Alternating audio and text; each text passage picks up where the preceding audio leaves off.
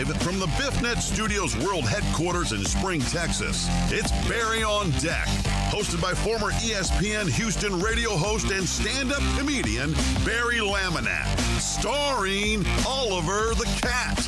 Written by Barry Laminack, produced by Barry Laminack, directed by, you guessed it, Barry Laminack, featuring sports, entertainment, special guests, film sessions, and some drinking.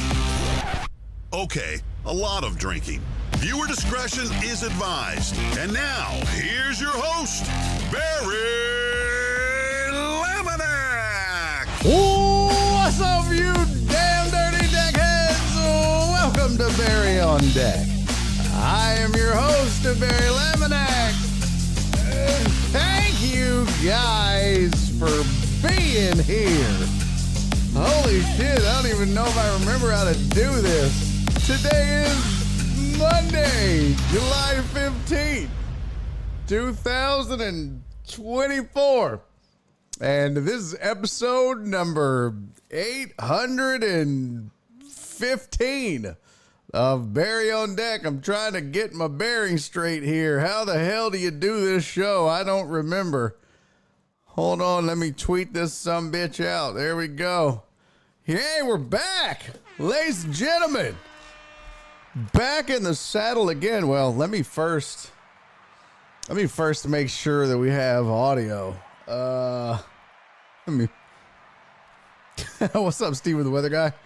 Make sure that the audio here is working. Let's see. Yeah.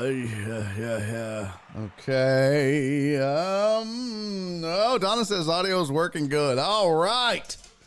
We're doing it. I had to get the camera all situated. I don't think it's right. I need to back it up a little bit. There we go. All right. I think we're good. Hey, Donna, thank you for resubscribing. 26 months, young lady. I appreciate you, my sweet, sweet Donna. It's weird. Holy shit, it feels like it's been forever. Has this been the longest we've gone without a show? I feel like this has been the longest we've gone without a Barry on Deck. Maybe I'm wrong. Yo, Lisa. Oh, man, my voice is already caving in on me. Lisa, thank you for resubscribing for 29 months, sweetie. Much appreciated. Hey, House. What's up, House? Thank you for the 200 bits, my friend. House that I can't stay but love you. Thank you, House. I love you too, buddy. I hope things are well where you are. Thank you for the 200 bits. Much appreciated. Yeah, things are good over here. We finally have power. Hope you guys are surviving this storm aftermath, I guess I should say. I'm curious, does everybody that's here, oh shit, we got a hype train going. Son of a bitch already. God bless, we're doing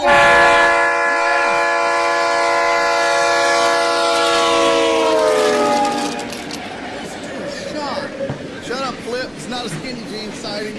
Shut your whore mouth. It was a skinny sweatpants sighting. Normally I wear jeans on the show. Today I wore sweatpants. I'm slowly just getting lazier and lazier. Stop wearing tennis shoes, now I wear slippers. Today I wore sweatpants. Evolving. Hey, screw Lisa, thank you for the 100 bits, sweetie. You're the best assist. Hey, man, first of all, this is not just for the hype train. This is just a welcome back. Thank you guys for coming back. It's good to see you guys. Oh, God, I missed y'all so much. I miss doing this show. I miss talking to your big, dumb, stupid ears.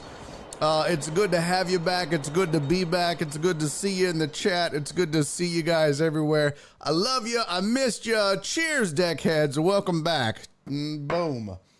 What the fuck is in my glass? No, well, whatever. I don't know what I just drank, but there's something in that bitch. Oh my God. Jesus, what did I just ingested something, I'm sure, that was not good. Don't tell my wife. She'll be like, that's disgusting. Hey, what's up? Hey, Susan, good to see you, buddy. Let's do a roll call. We haven't done a roll call in forever. And I think if we were going to do one, this would be the time to do it, right? I mean, especially when you haven't done one in a very, very long time, and we haven't had a show in a very long time. So, I know that was a bone of contention at one point where people were like, oh, it just takes too long to get to the show. It's a waste of time. Well, you know what? Let's do it because we haven't done it and we haven't had a show.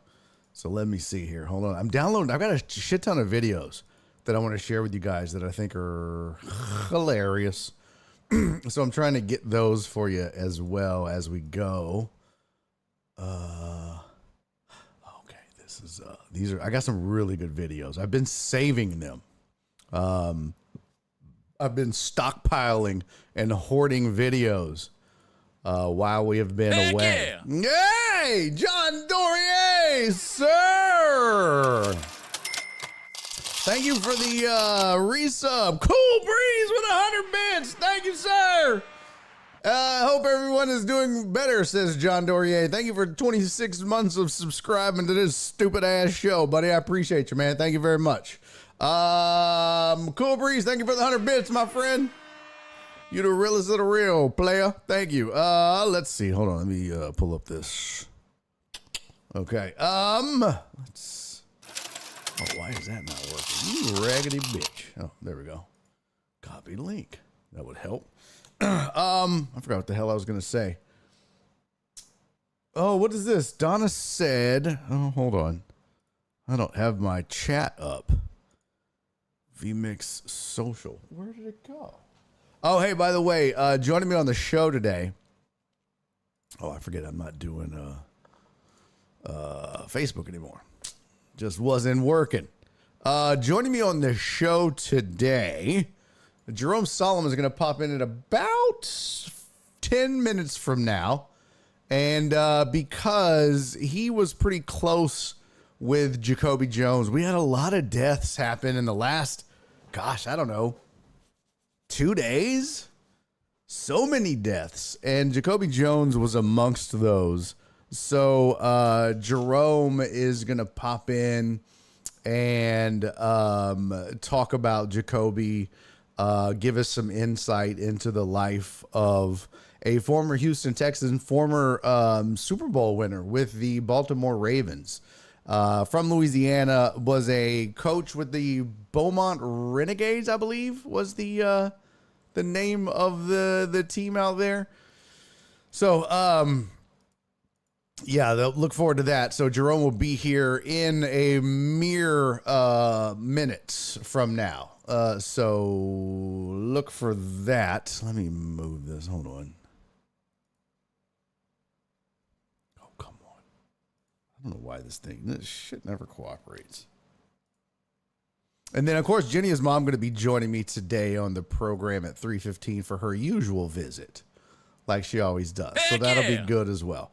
Total Dallas just resubscribed for 29 months, sir. Oh, wait. It says resubscribe for 26 months at tier 1. They've been subscribed for 29 months. That's so weird. I don't know why it says that. That's weird. Hey, Jim, thank you for the 169. I like what's up, Jim? Good to see you, buddy. Thank you for being here, man. We are at level 2, 53% of a hype train. You guys are the titties, man.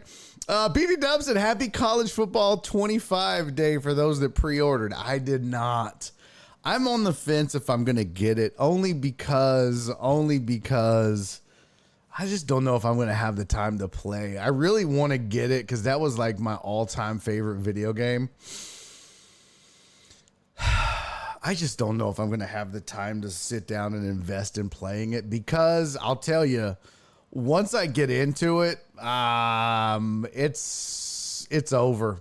Like I don't really ever stop. I mean, like, especially if the recruiting's the same as it used to be, where like you go on the recruiting trail. And I mean, I used to have notebooks where I would make notes about recruits. Like it was bad. It was awful. Like I would sometimes I would only play just to recruit. I wouldn't give a shit about the football. Like if they came out with a game that was just recruiting, I would probably play that more than I would care about the football. Like I would be just like, oh yeah, you could have the gameplay during the season. I just want to recruit players. It was weird. It was very, very weird. But that was kind of like, Jim said, oh, you were one of those guys. Yeah. I didn't care about as much about the football play. And besides, because here's the problem, Jim, and everybody knows this. Everybody knows this. You find maybe 2, 3, or 4 plays that you know work every time. That's all you run. For me, it was real simple. I recruited guys with 99 speed, right? So I would recruit a quarterback with 99 speed. I would recruit a halfback with 99 speed. And then it was option left, option right. That was it. And you couldn't stop me. You couldn't stop me. That was it. Ball game. It was option left, option right, 2 dudes with 99 speed. I would get you, and then I would have like halfback off tackle left, halfback off tackle right. My guy had 99 speed. And then it was, I'd have a receiver where I'd run a go route with a slant route. I did tight. It was like, I was just recruit speed. That was the one thing. I was like, damn all that other stuff. Clarence said, I'm here for the Olympic coverage. Well, yeah, wide receiver corner routes all day. It was just, that was the problem with the game is once you just locked in on a certain, combination of plays, bro, I'd be winning games 130-7.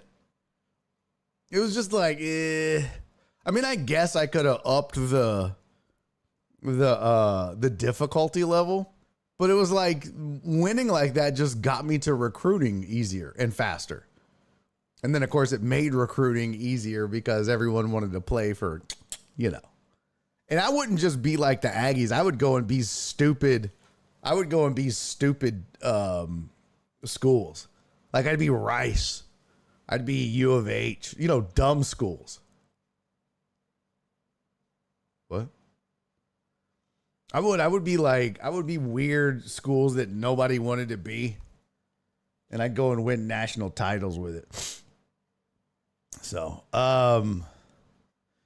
Jim says EA says they're not doing what they used to do and just slap a bunch of college teams in a Madden game engine. We shall see. Yeah. I won many national championships for Hawaii back in the day. Yeah, same. I would mix it up. I would get some just off the wall, programs. Eric said, "Got to make Houston great." I think on this game, the recruiting is going to be crazy, and you can watch this. You can watch the sim as if you were the coach. Oh, nice.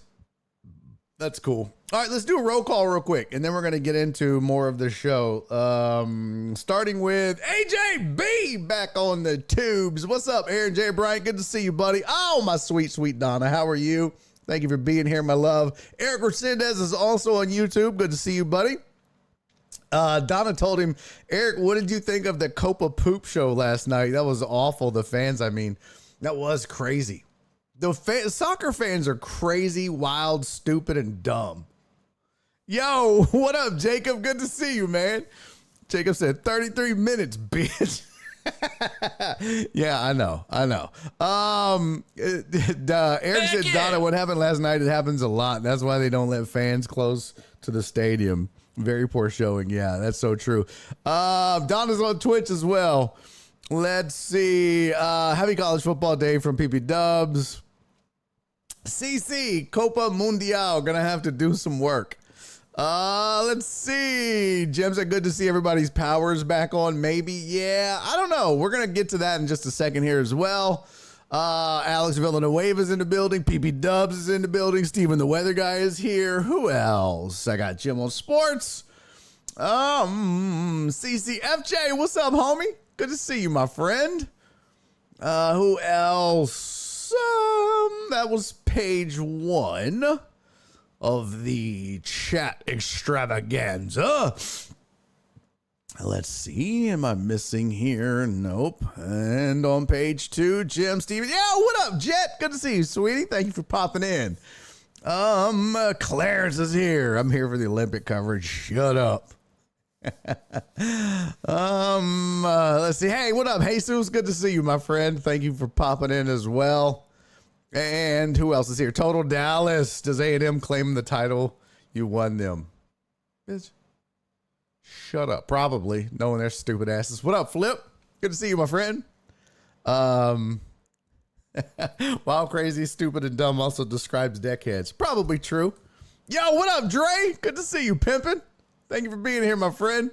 Damn, Eric Racinda says, my wife's sister finally got power yesterday around 2 p.m. They were staying with us. That's crazy. Let's see who else. Okay, that's it. That covers everybody. So we got everybody in. Chat resize. I'm gonna move this to show. Run of show. I can close this. And I'll come back to that. Close that. All right, I'm gonna get more videos here in just a second. Downloaded. Okay, so here's the plan. Jerome Solomon going to pop in here any moment now to talk Jacoby Jones. If you didn't hear, boy, we had a lot of passings, a lot of passings over the weekend and recently. Jet, thank you. Jet said Barry's looking svelte. Svelte? I don't know. Yo, what up, Mr. Gary? I am doing well. Just wanted to lurk so I can listen to you talk to Jerome Solomon. Appreciate that, man. He should be here any moment now. We're going to talk some Jacoby Jones. Try to get his thoughts as well on Ken Hoffman. A lot of passings as of lately. Here's the list that I have. Shelley Duvall passed away. Let's see what, I don't have the dates here. Let's see. Shelley Duvall passed away July 11. She was 75 years old. That's crazy. So Shelley Duvall passed away on July 11.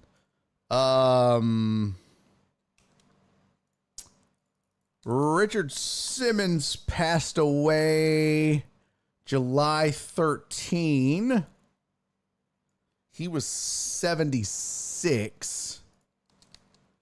Let's see.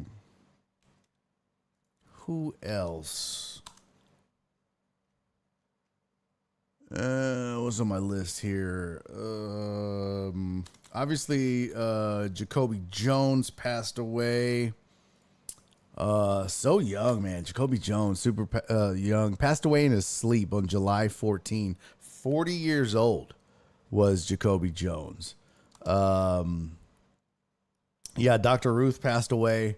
Let me see him get the date here. Dr. Ruth was old, though, man. She was like 96 years old. She passed away on July 12th. Let's see. Shannon Doherty. Okay. Shannon Doherty. I don't know how to fucking say it.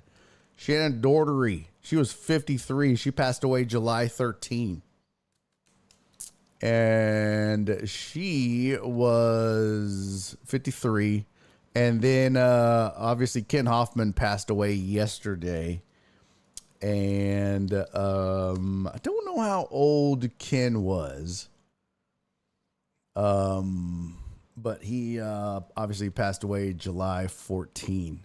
So that's they usually say these things happen in threes. That's 6. That's a lot. So in order, you had, let's see here. You had, let's see.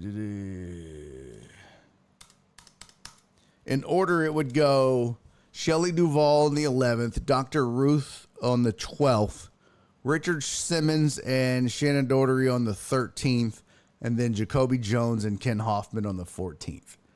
That's crazy. That's a lot. Hey, what up, Jeff Bell? Good to see you, man. Our shop just got power. That's crazy, man. What up, Chris from Sam Houston? Good to see you. So a lot of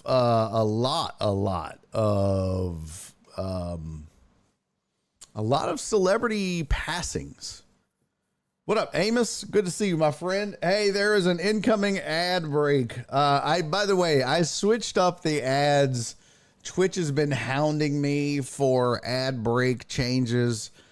So just FYI, if you're not a subscriber to the channel, on Twitch, you might see a few ads here and there. Just bear with me. It's a minute. It's not a big deal, but it does support the channel. And if you're not a subscriber, it just puts a little bit of coin in your boy's pocket.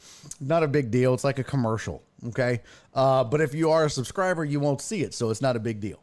So you should see something here in just a minute, but, that is 6 celebrity passings from July 11 to July 14. Shelley Duvall, Dr. Ruth, Richard Simmons, Shannon Doherty, I don't think I'm saying that right, Jacoby Jones, and Ken Hoffman, all from July 11 to July 14. 3 days. That's crazy. And they, like I said, they say it happens in threes, but this was sixes. That's uncanny. That's a little weird. And I am happy to say that I have a good friend of mine who knew Jacoby Jones well and is able to speak is able to talk about Jacoby, and he's joining us now on the program. Friend of the show, friend of mine, friend of yours, senior columnist for the Houston Chronicle. Ladies and gentlemen, please help me welcome to the program, Mr. Jerome Solomon. Jerome, how are you, buddy? Good, man. I like how you say he speaks well too, brother. No, I didn't say that. I didn't say that. You caught yourself in the middle of it. I saw you. You know what? I've always hated that. You know what's crazy is I've said that before.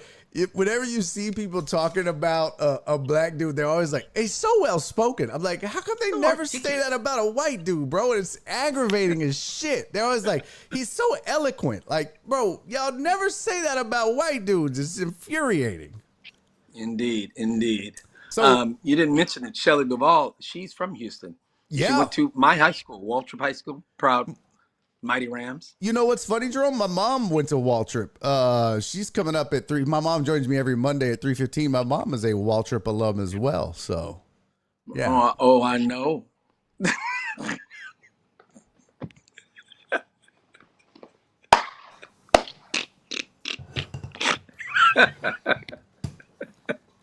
All I'm gonna say, Jerome, it's not good to have you back. Was she there with Shelley Duvall or Patrick Swayze? I think it was Shelley Duvall because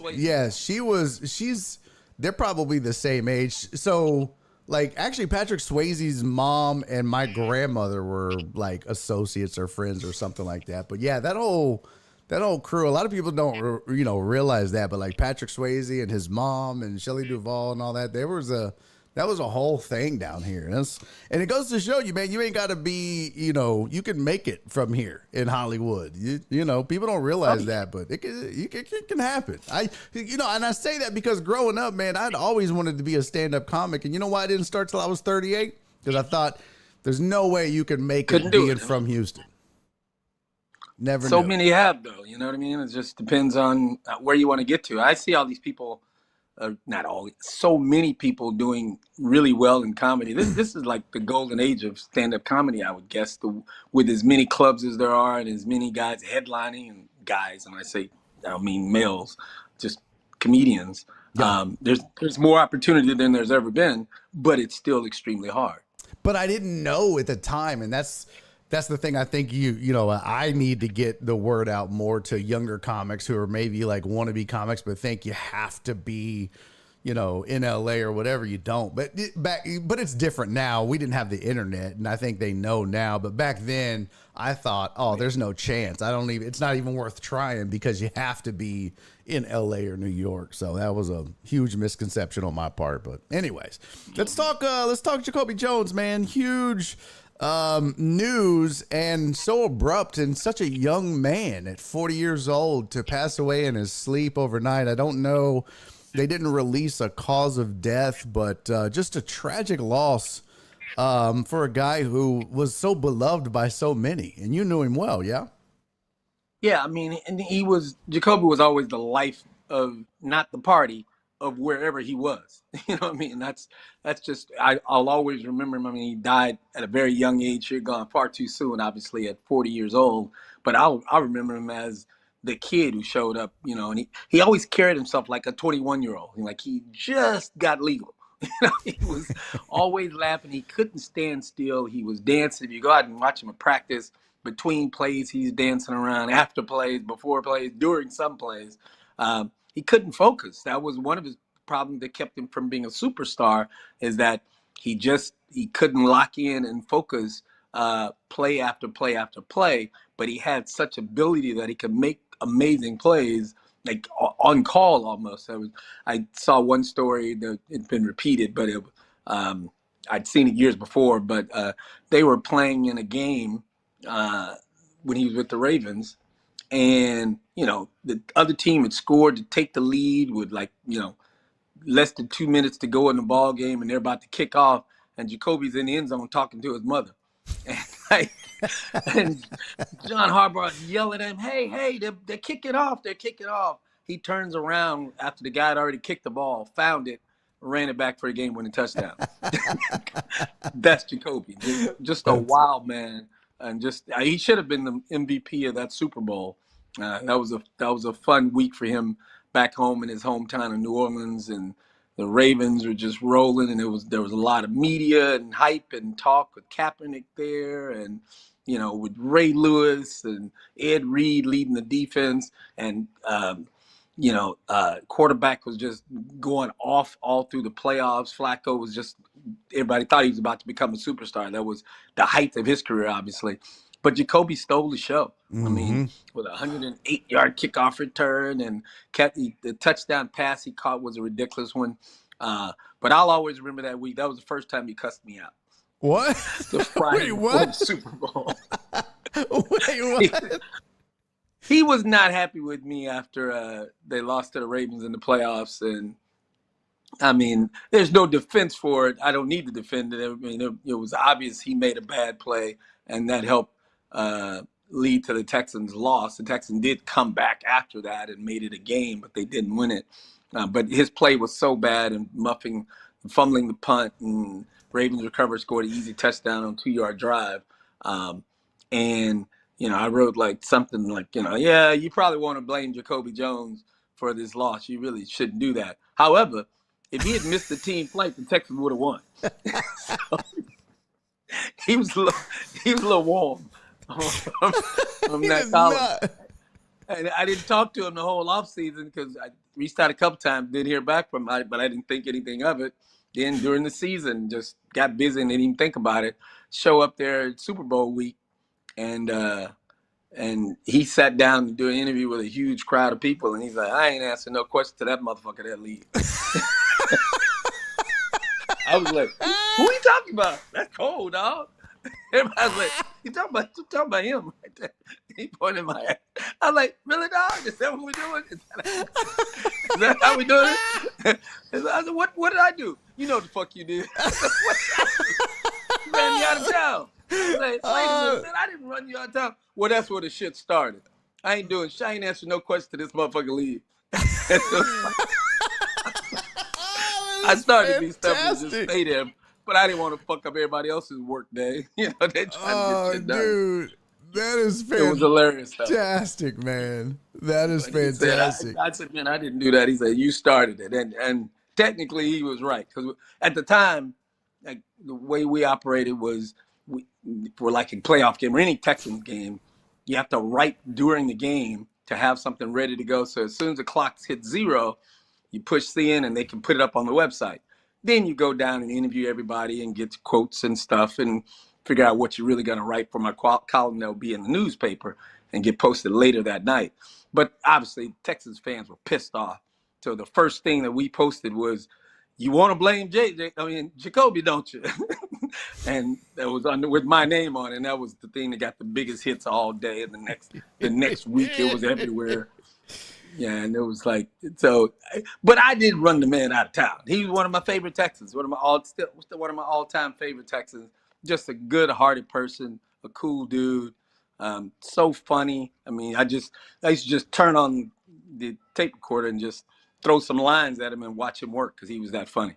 He was, he always, it felt like, and you've seen people say it, it always felt like the dude was smiling, always in a good mood. I know a lot of fans, and that's the nature of sports. A lot of fans after the like I said, the fumble and all that, but you get over that and you understand it, and it's sports. But his teammates I don't think you ever saw anybody have anything bad to say about him as far as his teammates, because he was just such a likable guy. It seemed like he was always in a good mood and always having fun, always smiling, and that's a cool thing, and that's a tough loss. It's tough to lose a guy like that. It's obviously tough to lose anybody, but when it's somebody who always seems to be in good spirits and a happy-go-lucky, nice, just genuinely good person, that hurts a little bit more. Yeah, I mean, he was everybody's fun little brother on the team, even the guys who he was older than after he'd been there for a few years.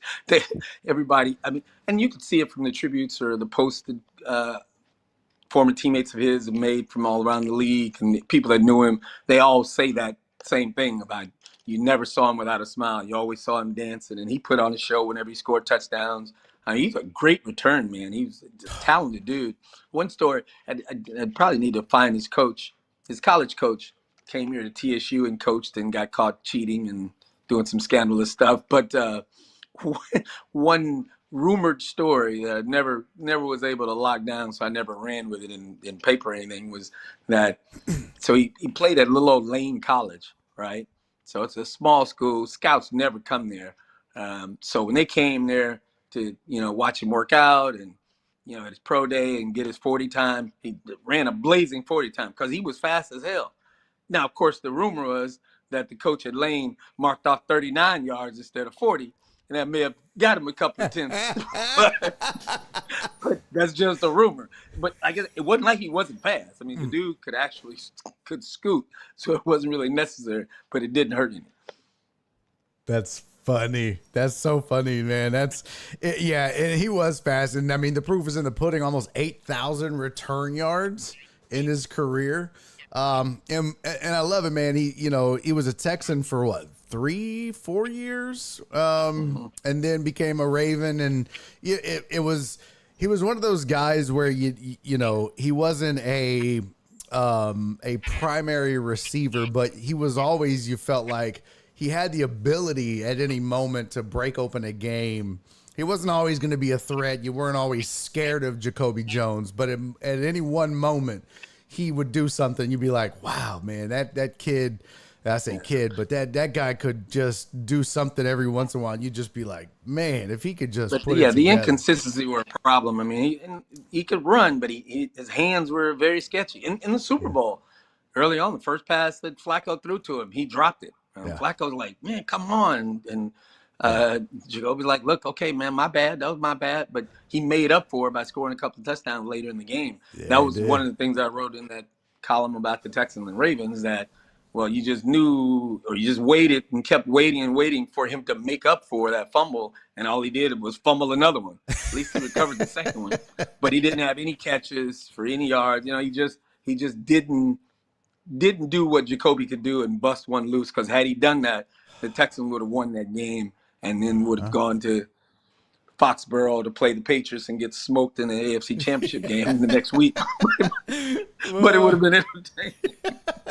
I would have liked them to get their shot at getting smoked in Foxborough. Dang, the Texans were really good right then, and people, people leave it in the dust because they never made it to an AFC Championship game or a Super Bowl or won anything, but they were really, really good.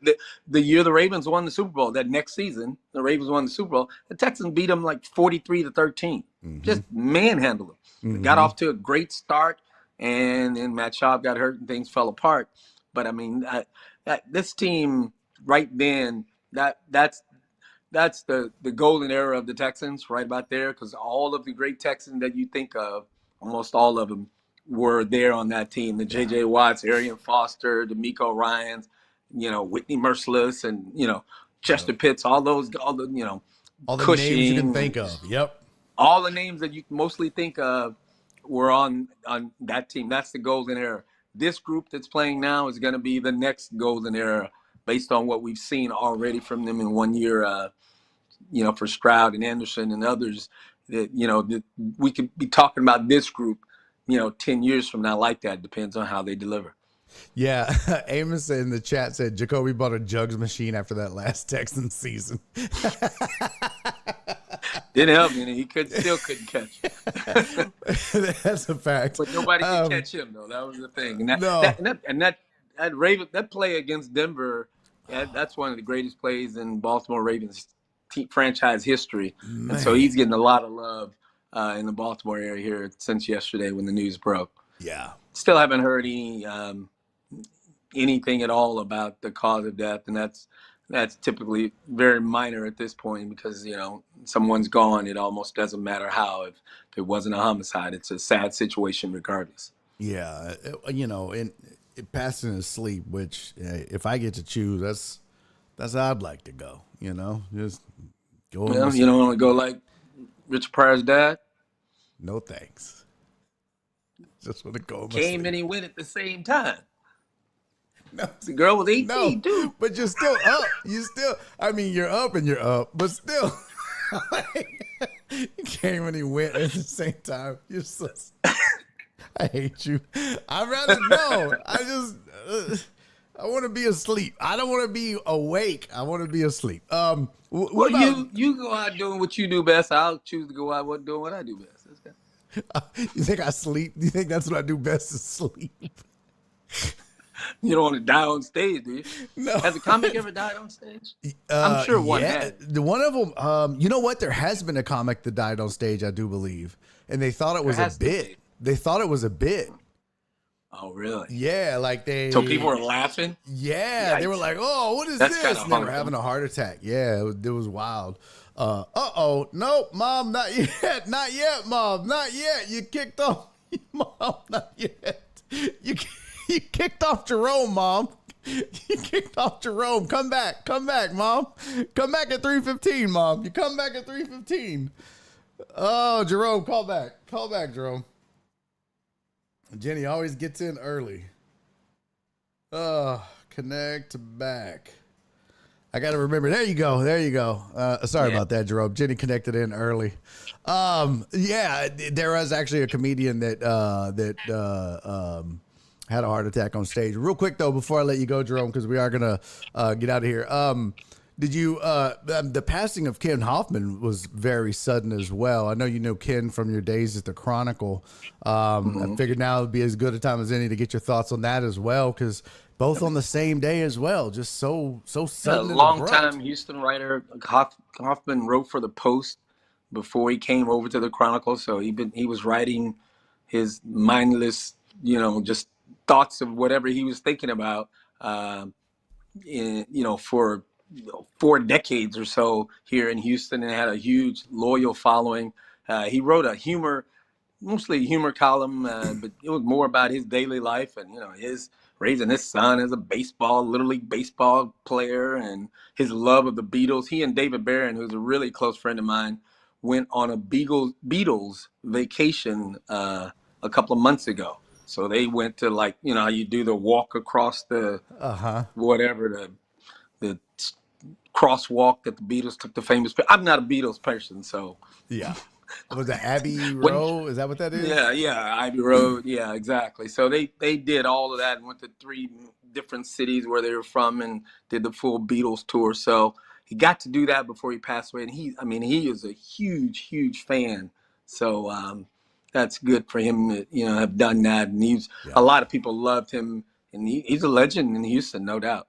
Oh yeah. I mean, I didn't know about it until I saw Raheel, him and Raheel were very close. I know I had Raheel on not too long ago, and he was talking about him and Hoffy still talked almost just about every day.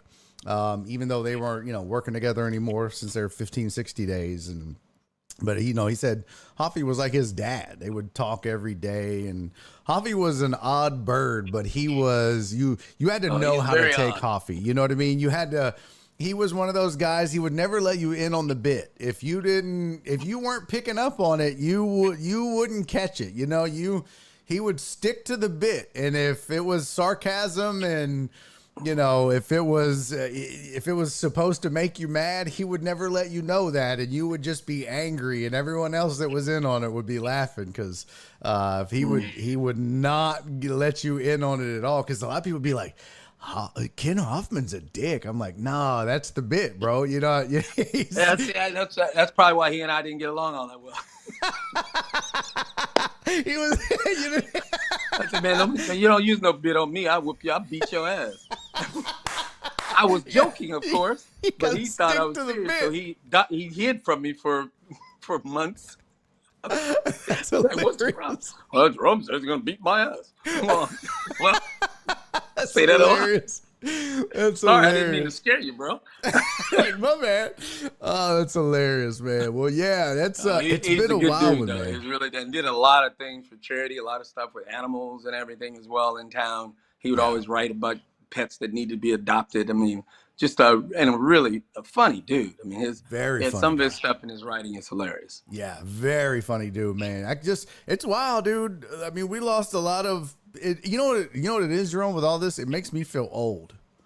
When you start to see these people that you kind of grew up with and around, and Dr. Ruth and Richard Simmons, and it's like, damn, this starting to make me but feel they were old. They were older than you, but like Jacoby at 40, it doesn't seem like he's that old. You know what I mean? No. But he was, but he went through, JUCO and then full college and stuff. He probably didn't get into the league until he was, 23, 24 or something, so a little bit later than others. But I wouldn't have guessed that he's 40. And I do want to end it with that, man, that special tribute to his energy, his love of his mother, and his just love of his teammates. He loved Houston too. I mean, he took to H-Town immediately once he hit here. I mean, like a lot of people from New Orleans do, they can feel that same energy here in a lot of ways. And Jacoby's just a good dude. I mean, that's the thing, just a good dude. Even though, like I said, when I posted on Twitter yesterday that the 2 of the last 3 times we talked, he cussed me out, but that's all right. Didn't affect how I felt about him, that's for sure. Nothing but love, man. Well, Jerome, I appreciate you. Speaking of nothing but love, man, I got it for you. Thanks for coming in and giving us your thoughts about Jacoby as always, man. All right, bro. Later. Talk to you soon. All right, that is Jerome Solomon, senior columnist for the Houston Chronicle, giving us his thoughts on Jacoby Jones. All right, now we can get Jennia's mom in here, and let's see. Let me text her. There we go. Freed up. Sorry about that. All right. Yeah, good stuff from Jerome. Jenny heard what Jerome said. She was trying to get in before he hung up.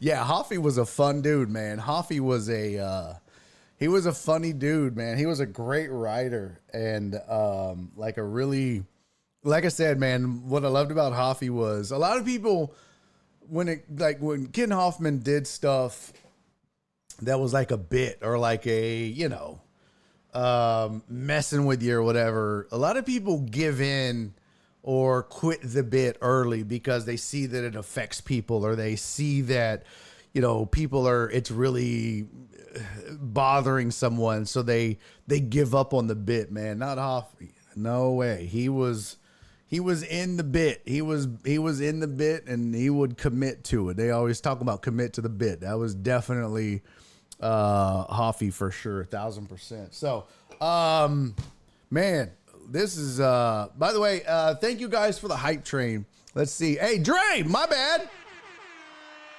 Dr. Dre on 290, thank you so much for resubscribing to the channel. Resubscribe for 18 months at Tier 1. They've been subscribed for 24 months, sir. Thank you so much. Y'all, the hype train got to level 2, 54%. You guys are the titties. Thank you so much.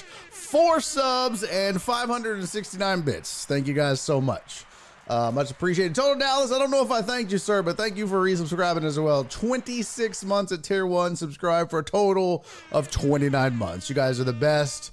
Donna said, I love the segments he and Charlie did together. Oh, yeah. Hoffy did great segments with everybody, man. That's the thing is there's like some guys, Jerome is one of those guys. No matter who you pair Jerome up with, it's always going to be good radio or a good segment. You know what I mean? Like Jerome used to do the Blitz, and that would be a good segment and a good thing. Jerome would do this show, and I think it's always a fun thing. Jerome would do another show, and it's always fun. And that's how Hoffman was. You put Ken with anybody, and it's going to be fun and funny. And so that's a big void in media here in Houston for sure. Losing Ken Hoffman. Jared said, I guess I'd never heard of Ken Hoffman. Sounds like a cool show. Yeah, Ken was a writer, actually. He did radio, but his thing was he was a writer. Like Jerome said, he started at the Houston Post, Jared, which you may be too young to even remember the Houston Post. But I remember there was a time, Jared, back in the day, where you youngers don't know about this, but back in the day, we had 2 newspapers in this city. We had the Houston Post, we had the Houston Chronicle, see? Well, we also had the Green Sheet, but we didn't really, it was anyways.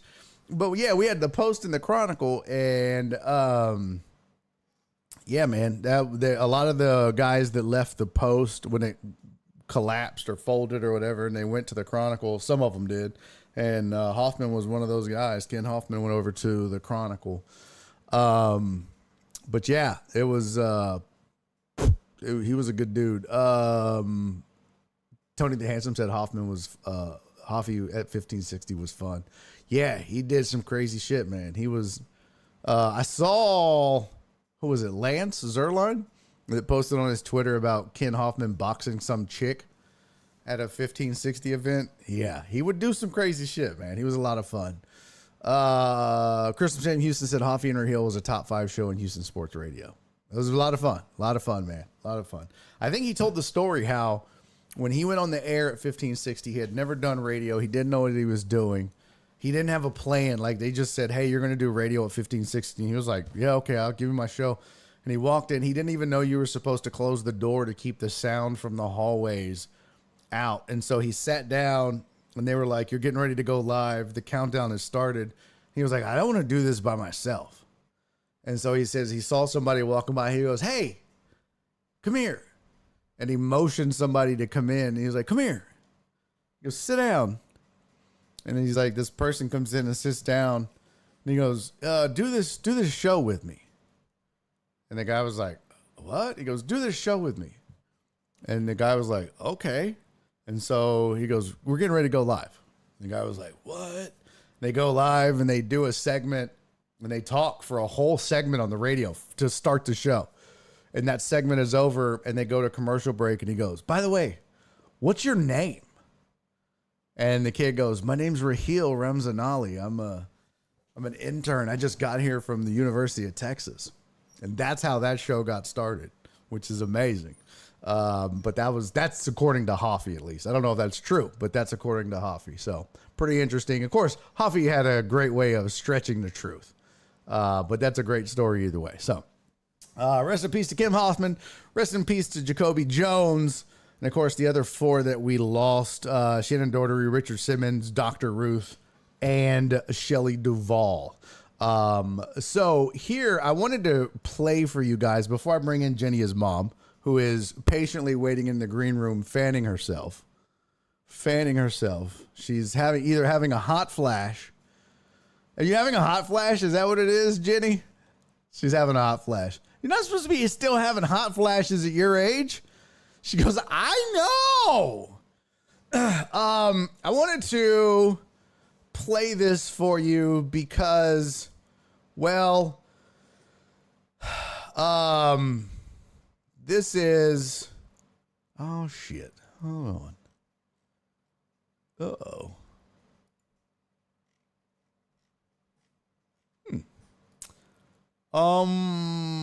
This was, since Richard Simmons passed away, I wanted to, someone posted this. It was my friend of the show, actually, who did the show, Jacob Collier.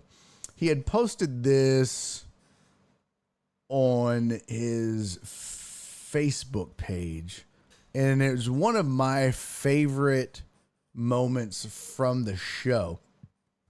And so I also wanted to post it because it is, in fact, one of the best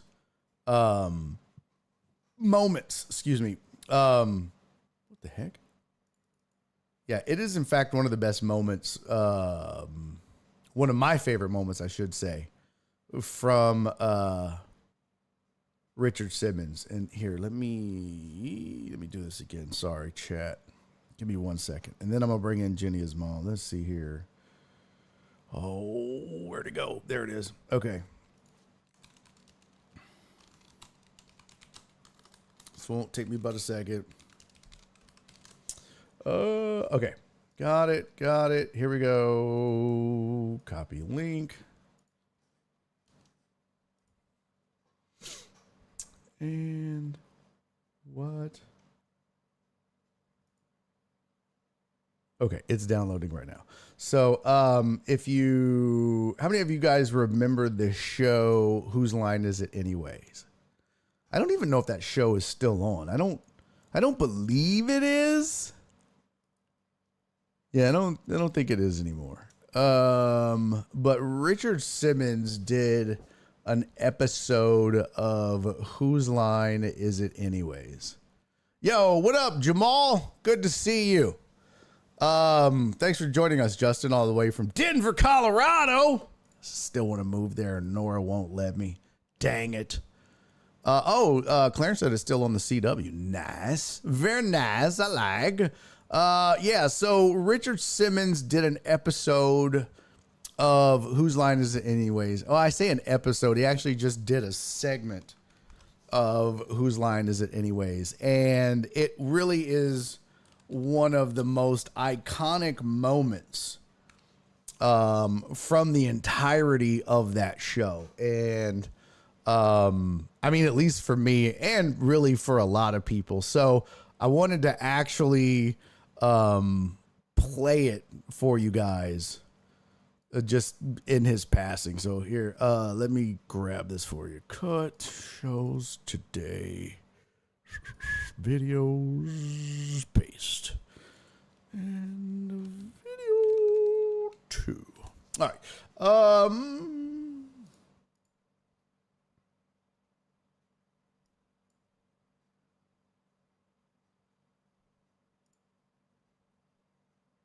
Nope.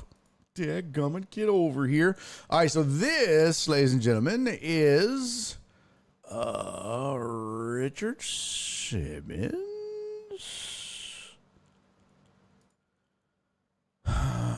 Let me reset it real quick here. Trying to expand it so that you can see it better. Make it full screen here. Yeah, there we go. All right, check this out. So this was Richard Simmons on Whose Line Is It Anyways? Again, one of the most iconic moments from the show, from a dude who never, ever, ever really took himself seriously. So enjoy this moment. This is my favorite game. How about you all? Suddenly, it's my favorite game, too, all of a sudden. Thanks, Mr. Carey. Call me Drew. This game, Ryan and Colin are going to act out a scene, and during the scene, they have to use a number of props. However, since they don't have any real props to work with tonight... I'll be the prop. Right, Wade and Richard. Wade and Richard Simmons are going to stand and become the props. I'll be all the props for these men. On a luxury cruise liner, A couple makes the most of a day of sunbathing, water sports, and entertainment. Take it away, Ryan and Kyle. Hey, why don't we look at the scenery through the little telescopes they have All here? right. Look, there's an island over there. An island? Yeah. This one wants more coins.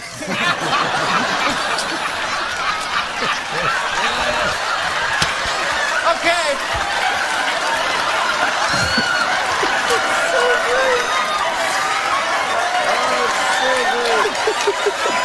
Honey, come on. Hey, why don't we get out the deck chairs? All righty. You get the shiny one. Okay. Such a great line.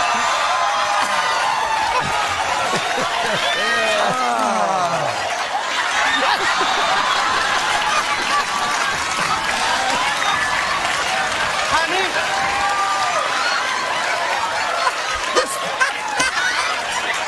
This one's wet.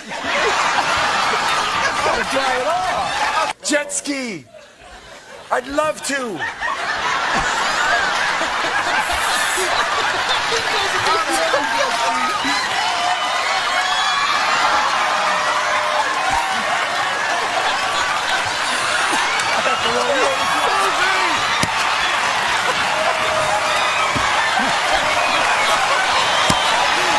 So shocked they had this on ABC, guys. I mean, the fact that they own this, unbelievable.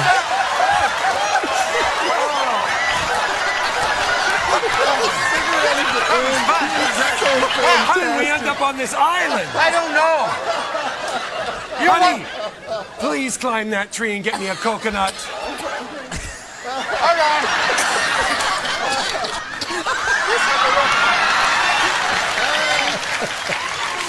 We have to build a house or a raft to get off this island.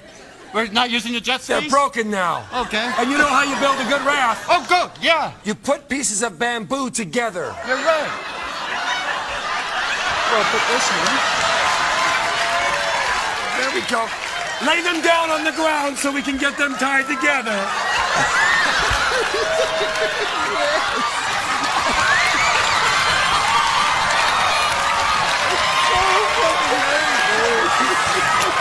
It's got to be tighter. Tighter. It's got to be tighter. Tighter. There we go. Okay, let's go.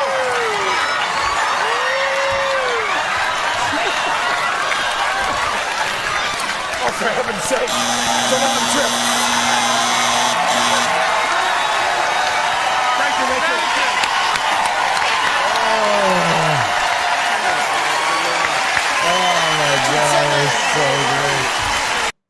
That is so fantastic, man. That is top notch. I mean, the best. That is fucking phenomenal. That was so great. Jenny's mom is crying. Let's get her in right now. Joining me on the program, crying her eyes out, everybody. Oh, I got to change this from Jerome Solomon. Was hysterical. Mother, is that not fantastic? Oh my God. I've never seen that. I used to exercise to his Sweating to the Oldies. Did you really? And I loved all the time. Like 3 or 4 times a week I'd put that on and exercise, and he was so funny, but that was the funniest bit I've ever seen him in. Oh yeah. Oh my God. It's so great. He just popped in to do that, and I mean, he hammed it up too. He played that so perfectly. You know what I mean? Like that was just. He was great. I'm telling you, he was a great guy. We lost a lot of great people. I love Jacoby Jones. Oh my God, I loved him. I loved to watch him play. And Dr. Ruth, I mean, she started a sexual revolution. Yeah, she Pretty really much. did. She really did. It's Things we do and say these days, you would have never done and said in my younger days at all. No. She made it okay to say it. She really did. Oh yeah, absolutely. Yeah. And what I think is funny is like Richard Simmons was around the time that he the height of his popularity was the 80s. And Oh, yeah. back then it was still taboo to be gay. Like you didn't just come out and so people would be like, oh, I mean, everybody knew he was gay, but nobody said it. and he didn't say it. And so then people would be like, you think he's gay? Oh, you think? You think? But it was like one of those things where he didn't say it. So for him to be able to do that was so, you know, it's funny and it was great, but it was also had to be very liberating and for him to be able to do that, you know what I mean? And then be able to embrace his sexuality in public and have fun with it in public. He would have never been able to do that in the 80s. It would have been, it would have been blasphemous to do that in the 80s or 70s. Yes. Thank gosh we're not there anymore. No shit. What up, Cisco? Cisco said hi from Fredericksburg. Glad to have you back. Glad to be back. Hey, It's been Cisco. 2 weeks. Yes. God, it's been longer than that for me. Long time. Everybody's saying Lots hi in the happening. chat as well. Tony said boo ads. Yeah, Tony. So sorry about that, man. If you are a subscriber, if you have a Twitch subscription, you don't get ads. But Twitch has been on me and they're really pushing it. So I caved and just did it. It's 3 minutes of ads per hour. I mean, it's, you know, it is what it is. Hey, so they got to pay the bills. Yeah, that's right. It's 3 minutes of ads per hour. That one just happened to be at the bad time. So sorry about that, man. But well, yeah, I'm sorry. I am sorry knocking Jerome off. I had no idea. It's okay. I just came in like I always do. Yeah, I would just say this. If you're going to join, just pop in real quick and make sure I don't have a guest. This is just the easy thing to do. Just pull yeah. up Well, see, I don't go to. You don't watch the Twitch. show. It's fine. No, you can just say you don't No, watch the show. I watch the show. It's fine, Jenny. But when It's okay. It's okay. Just say you don't watch the goddamn show, Mom. No, it's that I go Well, it's to obvious you VMix don't watch. first. If you come on and I got a goddamn guest, it's just obvious. It's fine. You don't watch the show. I didn't say that. No, you just proved it. No. I always go to VMix first and just sit it's and fine. wait. Yeah, I should have told you. I should have said Jerome was going to be on. So just, you know, but I Yes, you thought should. we would be Your done by fault. 3. Because we were supposed Loved to be, Jerome. but he joined a little late. So, Yeah, and I remember Ken Hoffman too. I mean, we lost a lot of great people this week. we really It's like, did. wow. And yeah, because Shelley Duvall was July 11. Dr. Ruth was July 12th. Richard Simmons, Shannon Daugherty was the 13th. And Jacoby Jones, Ken Hoffman was yesterday. You know, Shelley Duvall went to Waltrip. She was 3 years behind me. Jerome went to Waltrip as well. I didn't know that. Yeah, I'm I glad wonder you where weren't here to hear that. what he's like. He said, because he was like, yeah, Shelley Duvall went to Waltrip. I was like, yeah, my mom went to Waltrip. He goes, oh, I know. I was like, oh, kiss my ass, Jerome. How did he know that? He tried to imply that, you know, he was hitting on you. I was like, oh, Jerome, kiss my ass. I love Jerome. No, don't encourage him, Mom. Don't encourage him. Don't encourage him. Oh, I have to. No, you don't. But no, he was asking. He was asking about because Patrick Swayze went there too, right? Well, he graduated in 71. Shelley, Right, but that's what he was asking. graduated in He was 67. asking, were you like the Patrick Swayze era, or were you? No, the Shelley I was Duvall more Shelley. Yeah, I graduated actually 3 years before Shelley, so I graduated in 64. Yes, I'm that old, Chad. Jesus Christ! You graduated in 64?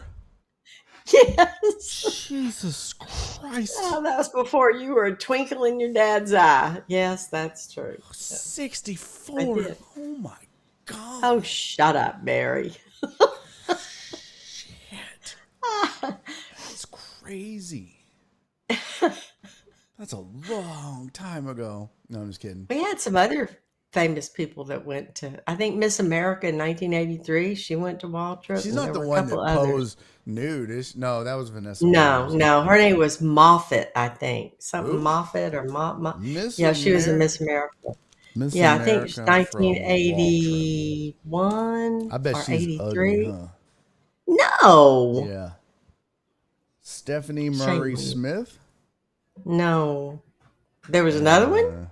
I don't know. Let's see. Deborah Moffat. Moffat. That's what I Yeah. said. Yeah, Moffat. she Yeah. was ugly. Yeah, she was. Well, that's your opinion.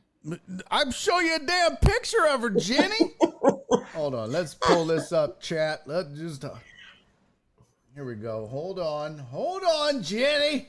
Let's see. Let's here. Okay, I don't need this. I don't want to download the damn picture. Here we go. Uh-oh. That's her. Is she Well, I pretty? think she's pretty. Yes, Oh, you do? I do.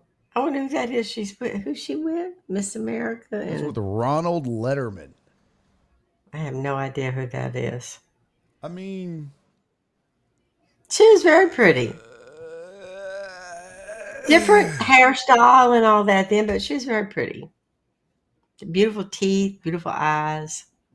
Total Dallas said too much curds and whey. It's not Little Miss Muffet, dumbass.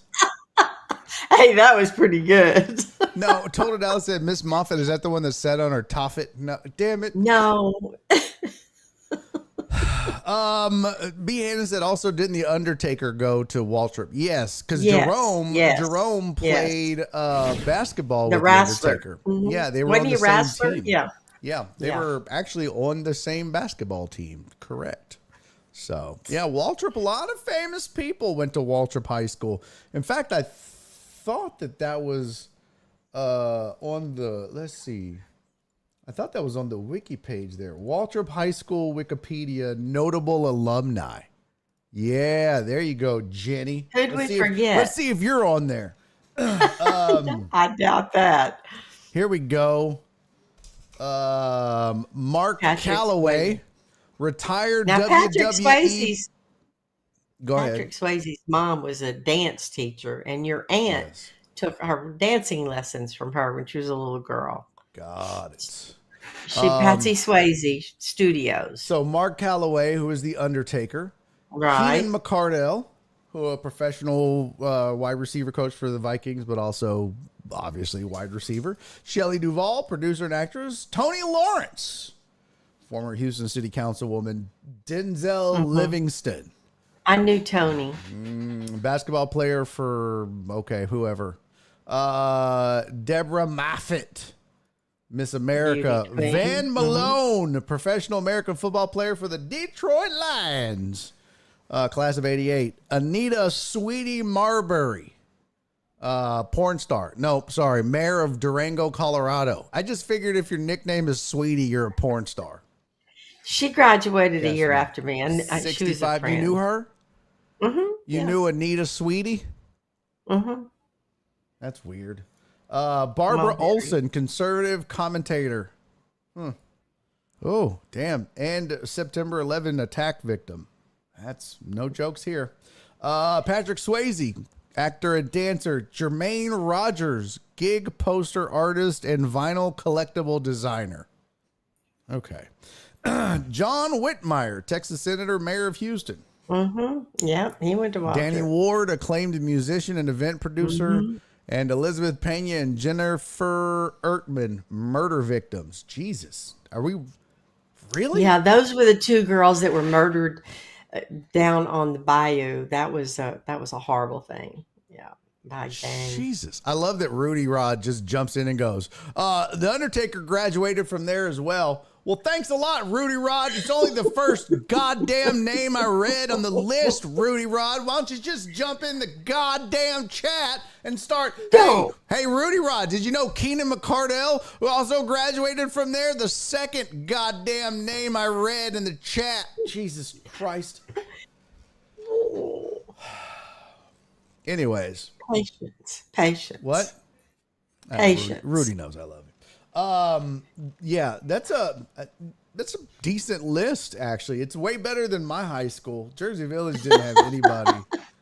Jersey Village We didn't- had it was a different time. Everybody knew Yeah, it everybody, and the Oak Forest was like a little town within a town, and everybody looked out for everybody's kids, and you better not do wrong because somebody would tell your parents. Oh, really? Everybody.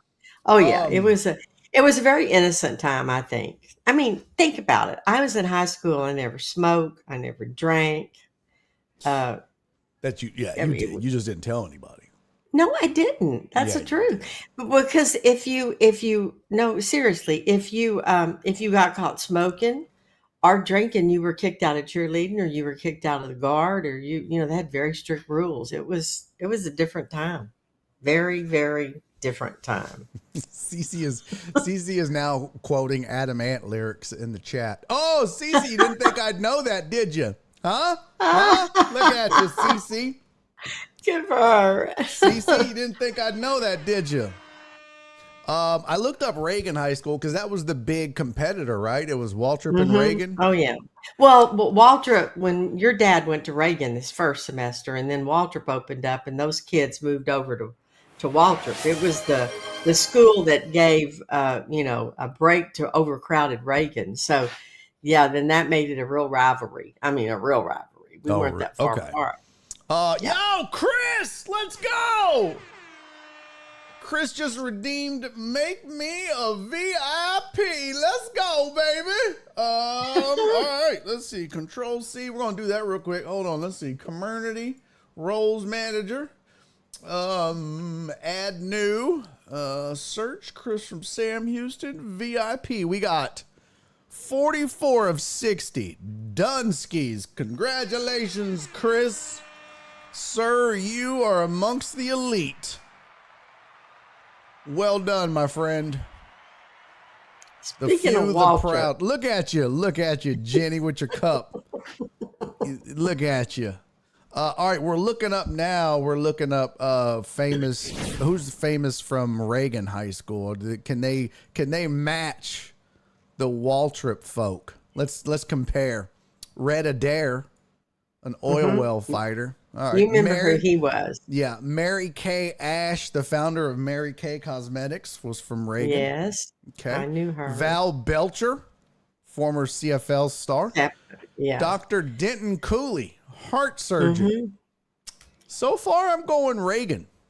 As He went to school with your grandfather. I mean my if grandfather. you got a heart surgeon, an oil well fighter, and a Mary Kay Cosmetics inventor versus a wrestler. Well, I think Cooley went to Reagan too, Dr. Cooley. That's what I'm saying. This is the list, Mom. This is all Reagan. Yeah. This is all okay. Reagan. Okay. Yeah. Are you right. watching the show? Right. Yes. I don't have my glasses Are on. you watching the show, Jenny? Because I said these shut were all up. Reagan alum. This is all Yes. Reagan. His You Dr. don't need Cooley's you don't brother. need to look, Mom. I'm reading them to you. They're Okay, all I just Reagan have to. alums. Okay, I was just going to say Dr. Cooley's brother lived right down the street from Yes, us. We used Denton to go Cooley, down heart there. surgeon. Wayne Graham, right. professional baseball player for the Phillies and Mets, head coach of the Rice Owls. Richard Haynes, criminal defense attorney. Larry Hovis, Yeah, racehorse. actor for Hogan's Heroes. Raymond Knight, Medal of Honor recipient. Dan Rather. Craig Reynolds, who played for the Astros, amongst others. Yes. Martha Wong and Gwendolyn Zapata. Boy. You know what? I got to go Reagan on this one. I got to lean Reagan. Oh, you traitor. Well, I mean, not from nothing, but when you're listing murder victims as your famous alum, No. because you're out of famous alums, you're like, well, we got murder victims and a 9/11 victim. I'm going to go Dan Rather, Mary Kay Cosmetics. Come on, a heart surgeon? You got Patrick Swayze and Shelley Duvall. Ooh. Hey, Nothing. We had some politicians. got Dan freaking Rather. Yeah, well, they You got. remember Dan Rather? Yeah, I do remember. You Dan were young. Rather. Yeah. Okay. Well, you're no spring chicken yourself. So Okay. you Well, should let's not. remember him. Let's not. Let's chill on that, Jenny. Let's see. What was that big birthday this year? That was the big 50. Yeah. Boy, I tell you what, the Jersey Village High School one is terrible. terrible. It is. Look, Adger Armstrong, professional football player for the Oilers and Bucks. Howie Barons, guitarist for Push Monkey. Push Monkey? Yeah, I don't know who that is. Joseph Cow, first Vietnamese American to be elected to Congress. Chameleonaire, who's a rapper. Ryan De La Housse, I don't know. Member of Did Blue you know October. any of these people? Did I know any of them? I know no, I didn't know any of them. Sandy Kabandi, I don't know. MLS player. Paul Jetton, NFL football player. Joseph Kahn, film director. So I should have known Joseph. I think I actually might have known him because he was 2 years behind me. Lindsey Morgan, Chris Paul, professional football player. That was 2017. Patrick Paul, football player. Nick Stavano, I don't know, baseball player. Paul Wall, rapper. And Selvin Young. No. Don't know I knew any of those. Selvin Young's older brothers, but that's it.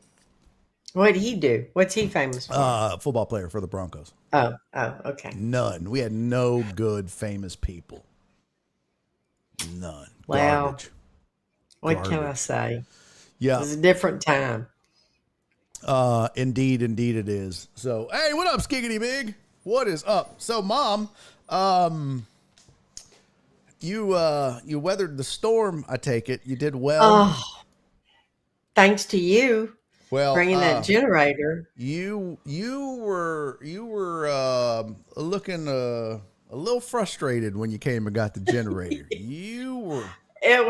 We got pissed. power back Saturday night. Yeah, it was a long 6 days. Yeah, Long that 6 was days. not fun. Not fun at all.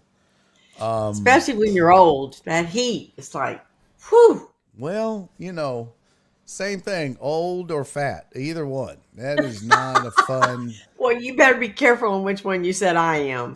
I'd rather be old than the other. So You can say fat. I just said fat.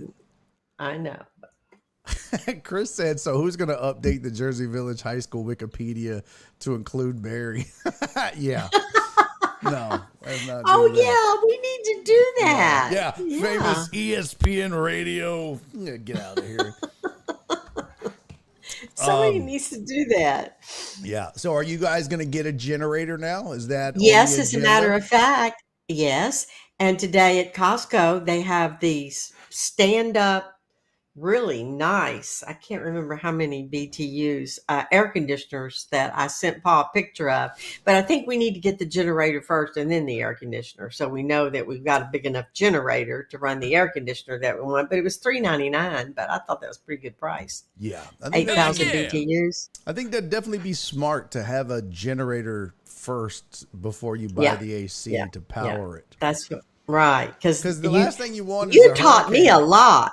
You taught me a lot. I was adding all that up and figuring out how much we were running, and I passed that on to Richard too. That was pretty good what you sent me.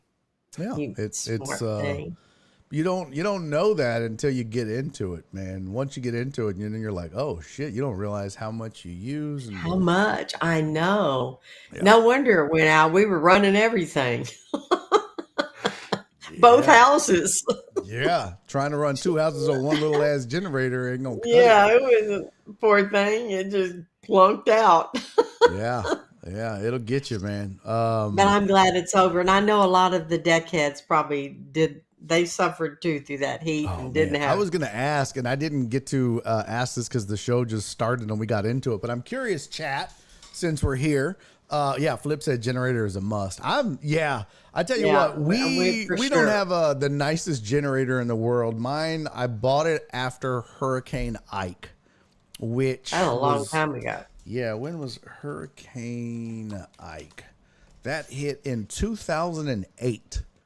So Yeah, I was on a cruise ship coming in, beat it in. Yeah. So I think I bought mine. 2008. It was either late 2008 or early 2009 that I bought that generator. Well, So you had it's- it a long time, Barry. Yeah. Wow, it And still that runs some bitch has been around the block. I told Nora, I was like, you can't kill that goddamn generator. I used to keep it outside in a shed in our backyard at our old house, and it was like On Trinket, yeah. and it was so bad in that shed. I left it out there, and I never went in this shed, right? And one day I needed the generator, and I opened up the shed. And again, I never went in this shed. It was just to store shit that I never used, including a generator. I opened the shed, and ants had built a mound around the generator. They had basically engulfed the generator. Like, they just took it over. They just, like, literally... Barry. It was the bottom half of the generator was just dirt. I shit you not. It was gone. Well, like way to take care of your stuff. You couldn't see it. I swear to God, it was just a mound of dirt surrounding the bottom of the generator. I was like, what and it still worked?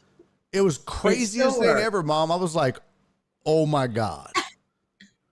I was like, this thing is never going to start. There's still dirt on the wheels. Like, if you go look at the wheels. I swear to God, Mom, take your camera, go look right now. I don't know if y'all have the generator. Oh, no, it's next door. It's still next door. I swear to God, if you go look at the wheels, there's dirt inside of the wheels. That's from the mound of the ant mound. But if you, and I was like, oh, this is ruined. It was awful, right? So I pull it out, and ants are everywhere. It was the biggest ant mound I had ever seen.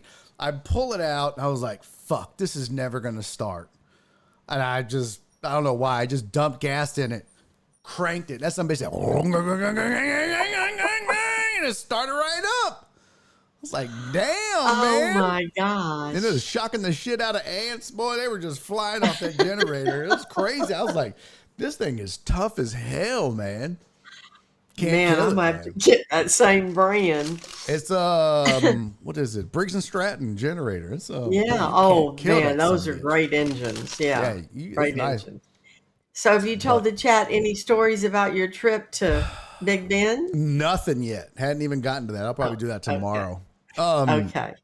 But I would recommend, Mother, when you get a generator, and this goes for everybody else in the chat. So I bought mine in 2008, and it's just gasoline. So I highly, highly recommend, if you get a generator, make sure that you have multiple fuel sources. Most of them like nowadays propane and gas. But I would get propane and gasoline at a minimum. But you can get propane, gasoline, and natural gas, and you can have your natural gas stubbed. So that's what Dad had done. And so you could actually go out and hook up your natural gas and to your generator and turn it on, and you never have to leave the house to go get fuel. You never have to worry about running out of propane. You never have to worry about running out of gasoline. You just have your natural gas. Oh, Pa would love that. And you just connect it, turn it on, and you're done. And they actually have some that are push to start, like have a remote control. Some have a key. And Paul spent a lot of time trying to find gas. He was not a happy person. Yeah, the first time he went out, it's called a tri-fuel. Yeah, a tri-fuel. When he had to go out and get gas, the one place he found that had it only had premium, and it cost him $45 to fill up. I don't know, like 4 or 5 of those big. Richard had big things for gasoline. He was not happy. Yeah. So what I'm actually looking at, because I'm going to replace my generator eventually, but I looked at a whole home generator for the house, just a standard Generac. Yeah, no, they're the one I was looking at, because I have a buddy who now works at Generac. But it was, I want to say 10,000.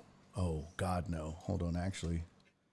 You sent me the quote. For your size house, probably 12,000. Well, no, the problem is it was $15,500. Yeah. Woo. Yeah, because I have to pay $2,600 to have the gas line installed because Right. because That's my right. gas meter is on the opposite The other goddamn side. end of where it's going to be installed, and they give you.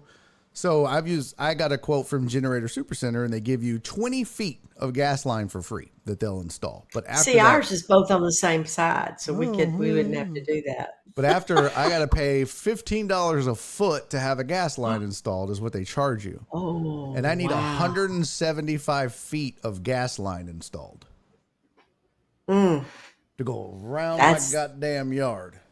Oh, Yeah. wow. So, well, I need 195 feet, but they give you 20. Oh, big of them. Yeah. So, yeah, 175 feet at $15 a foot is what it Well, is. But I said, start saving your pennies. well, hell, I could probably find a plumber that'll do it for cheaper than $15 a foot. I don't know, because they don't care. They were like, well, if you can get it done cheaper, you can get it done cheaper. But the generator itself was $5,500. So it's And then you got to pay to have it installed. installation is $7,100. So, yeah, big difference. And then they do a surge protector and all that. But let's see. Christmas time, you said, Barry, I went with Generator Supercenter last year. If you tell them you're a Costco member, they give you a 10% gift card. Oh, that's good. No. So my buddy Nathaniel Amador works there, and he did give me a fucking senior discount. Well, you're not 55 yet.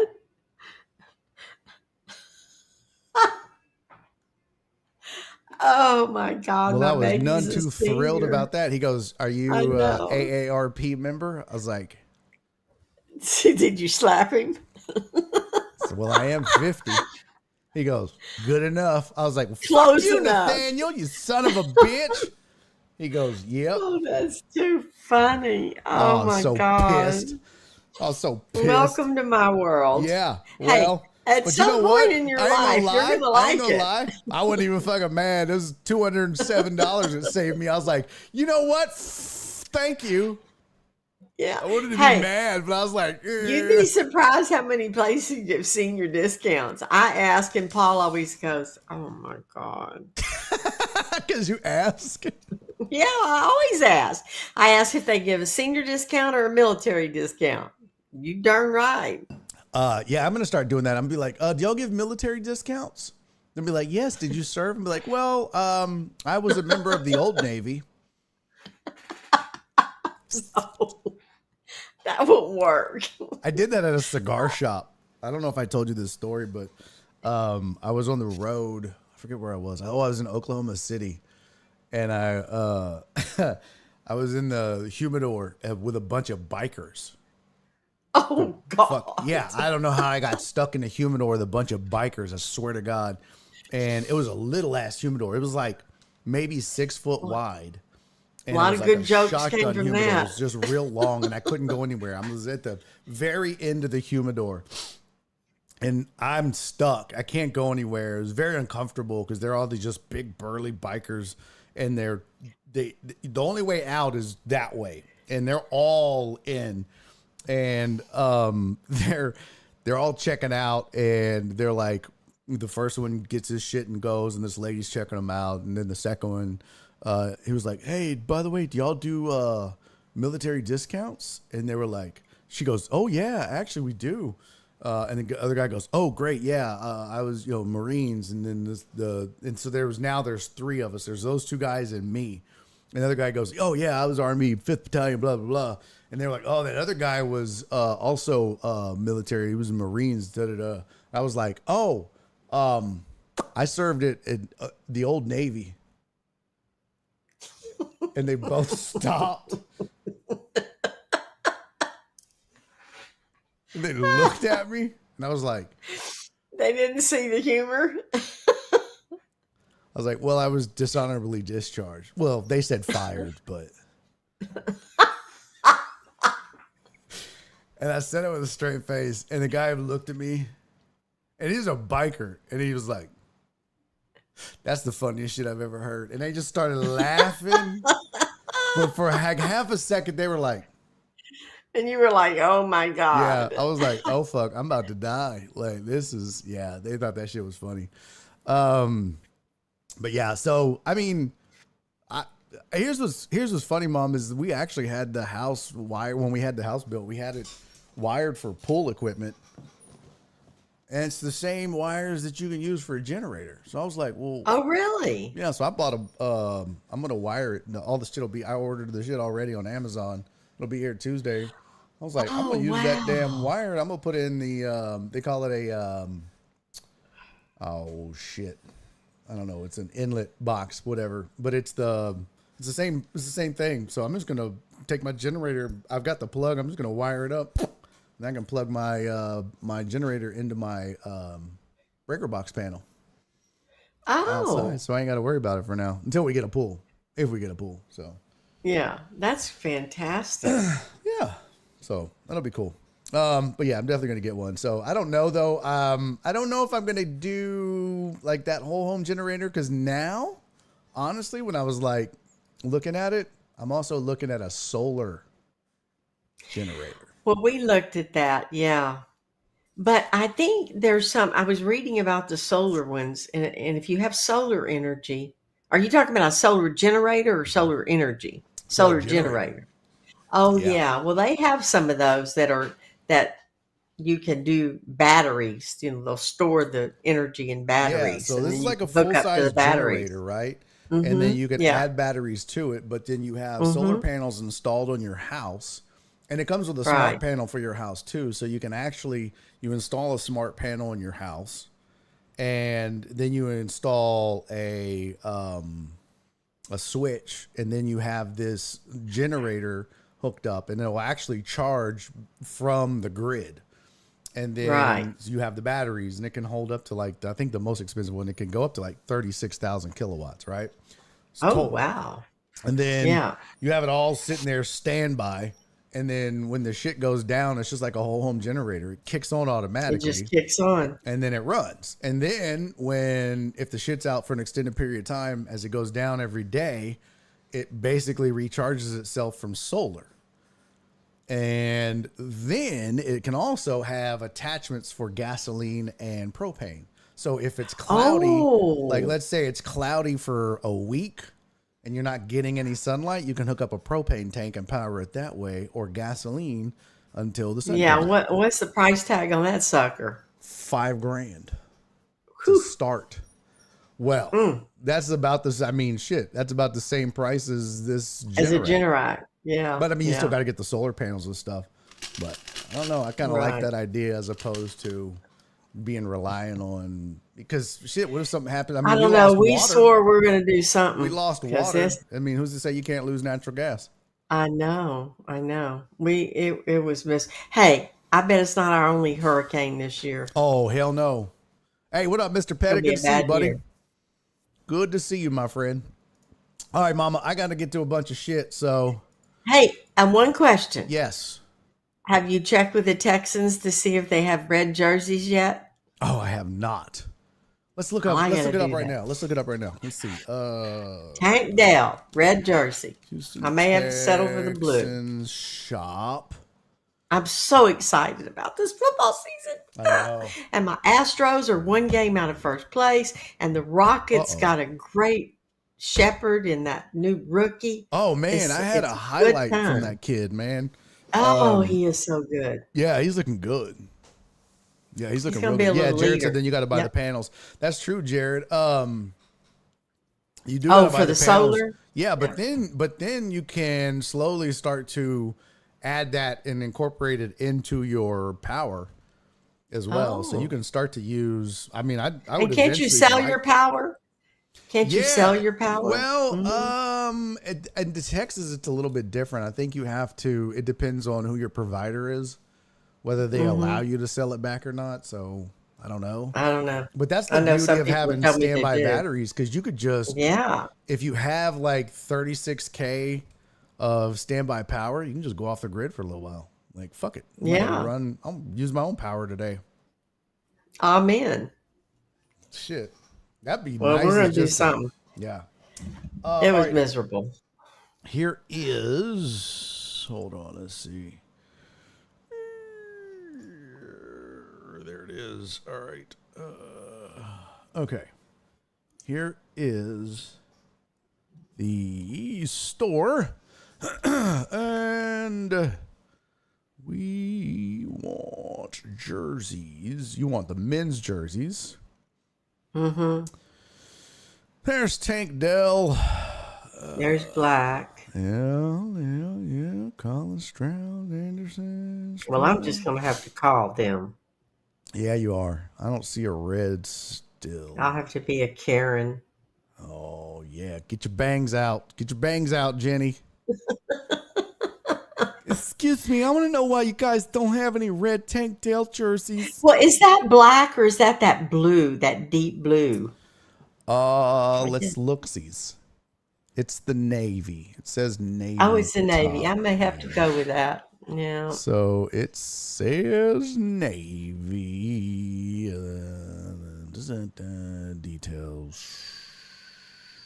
I will call them and find out if they're ever going to have red. Yeah, on my little tab up here, it says Tank Dell Navy Houston. So yeah, that's the navy. Yep. Okay, honey. All right. I'll be patiently waiting. I love you. All right. Good to see you. Thanks for helping us out in our time of need. Of course. I love you. Right. All right, Mom. Love you too. Talk to you later. Bye. Bye, Dad Cats. There you go. That is Jenny's mom. Joins us every Monday at 3:15. They had the Tank Dell blue ones at Academy. Yeah, no, I want to get her a red one because she went to U of H and Tank Dell went to U of H. So that's why I wanted to get her a red Tank Dell jersey. It's supposed to be for her birthday back in May. But, you know, I told her she's patiently waiting. So Brian Pettit said, could you see Barry playing the game? How funny it would get. How mad he would get. It'd be funny. Oh, man, I'm telling you. I used to get super mad at that game. But, oh, that's a good point. Eamon said they're probably waiting on Battle Red Week to release the red one. That's true. I wonder if it says Battle. Let's see. Texans schedule. Let's see if it says when Battle Red Week is. Good point, Amos. Let's see. Full schedule. Texans schedule. Preseason, regular season. Does this say?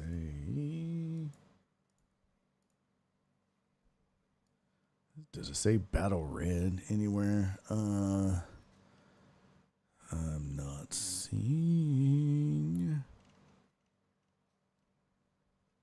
I don't see it. Week 18. Well, they don't have like the promotions calendar, do they? Single game tickets, members, suites, podcast schedule. Nope, don't see it. But I'll take a look. But yeah, that's a good point. Barry, you gonna watch the home run derby tonight? No, probably not. Jay said Barry on Warzone was epic. Appreciate that, Jay. Look for Thursday night games. Oh, that's a good point, Amos. Yeah, Warzone was pretty fun. Yeah, Warzone was a hell of a lot of fun.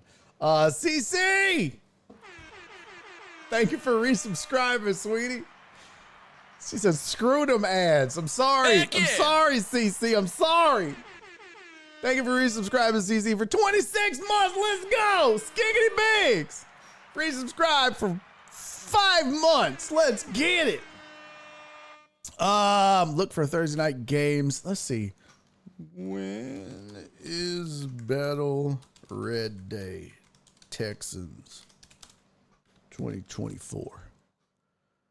Heck yeah! Hey, Chris, thank you for subscribing. It says resubscribe for 18 months. They've been subscribed for 17 months. It's so confusing. I don't understand that. That's very confusing. But thank you, buddy. I appreciate that. When will Texans debut new Battle Red uniforms? Let's see. What does this article say?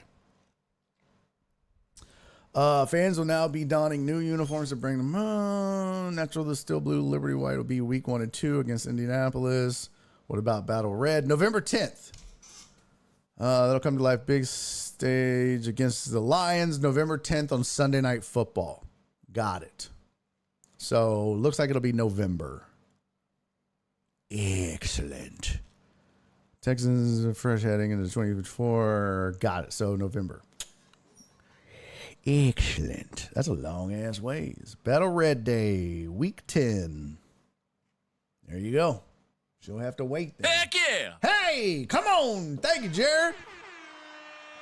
November 10. I will look the week before. All right. Skeety Big. I don't know what I'm doing. None of us do. Yeah, that's right, truck driver Pookie. Bullets and buttholes. Yeah, baby. Oh, shit. Another hype train. Let's get it.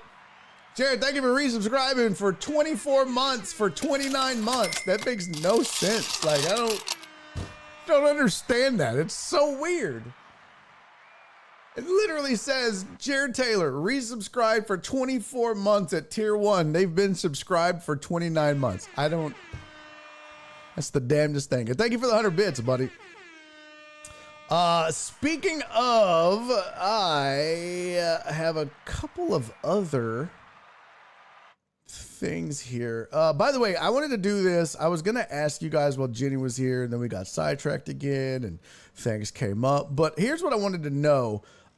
Put a 1 in the chat if you don't have power, or, free months?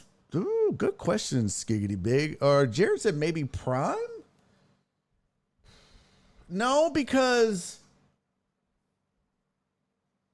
I don't know. Because CC, it says resubscribe with Prime. They've been subscribed for 26 months. I don't know. That's weird. I don't know what it is.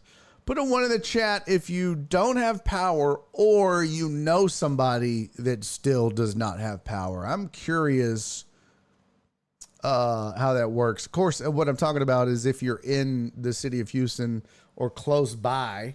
And if it's you that doesn't have power, let me know if it's you. I'm curious who still does not have power. I'd like to know that. If it's you, let me know that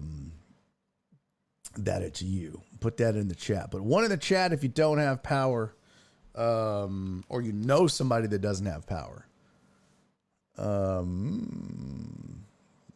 Interested to see who that is.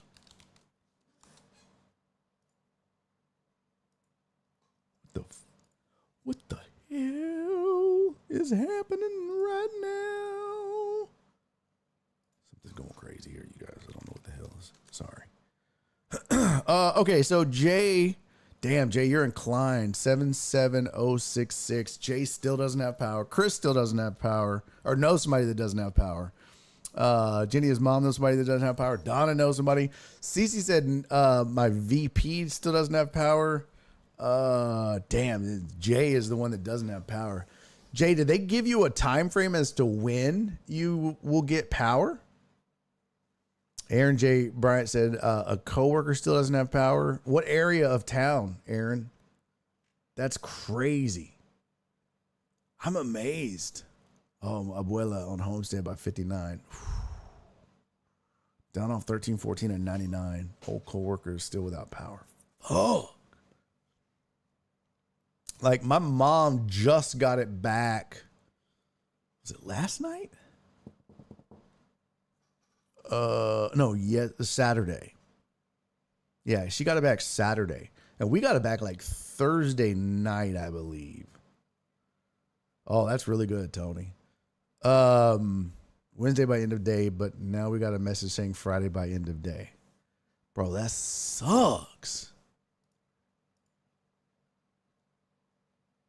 That's crazy, man. Flip said, was this storm worse than the last storm? Are you talking about, was this storm worse than the tornado or whatever they called it? Or was this hurricane worse than the last hurricane? Yeah, Centerpoint is awful. Atascocita. Truck driver Pookie said we just got power last night. God bless, man. Then the May storm, so the tornadoes. Yeah, I think the problem, Flip, was the wider area. And yeah, I feel like there was a lot more damage overall in this storm. It seems like it. I mean, I don't have anything scientific to base that off of. But yeah, it just seems like this one definitely it seems like there was a lot more. I mean, 2.3 million people. 2.3 million people is a lot of people to be without power. That said,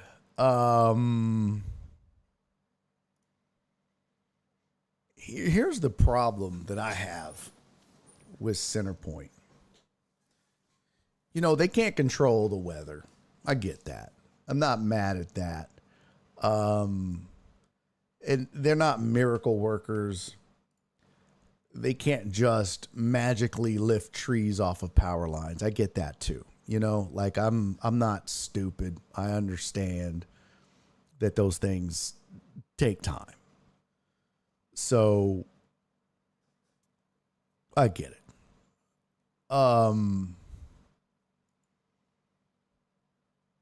But when you start to hear tales of linemen, the guys that have come into town to work on the lines, when you start to hear tales of linemen saying, hey, we've been in town and we were ready to get after it, but they didn't want us to work because they didn't want to pay us. And they were too busy trying to negotiate and get a better deal instead of just, hey, get after it and, you know, we'll take care of you. So when you hear shit like that, that's supremely disappointing. That they would be so cheap, I guess. Is it shocking? No, not at all. Not in the least. What the hell? Sorry. Yeah, it's not shocking in the least. And here's the thing. I heard they were trying to get double the money. Who, the linemen? But yeah, people said linemen are union. You pay what they want. Truck driver Pookie said, I'm off Belfort and Telephone Road. No stoplights and looks like they don't have power here. Wasn't FEMA going to pay them regardless? I don't know. Centerpoint was trying to lowball the cost. Yeah. Osteen says those without power aren't favored or chosen. Add another $500K for the people who have Texas, New Mexico as a provider. Oof. Lots of fences down and trees down in our neighborhood. Yeah.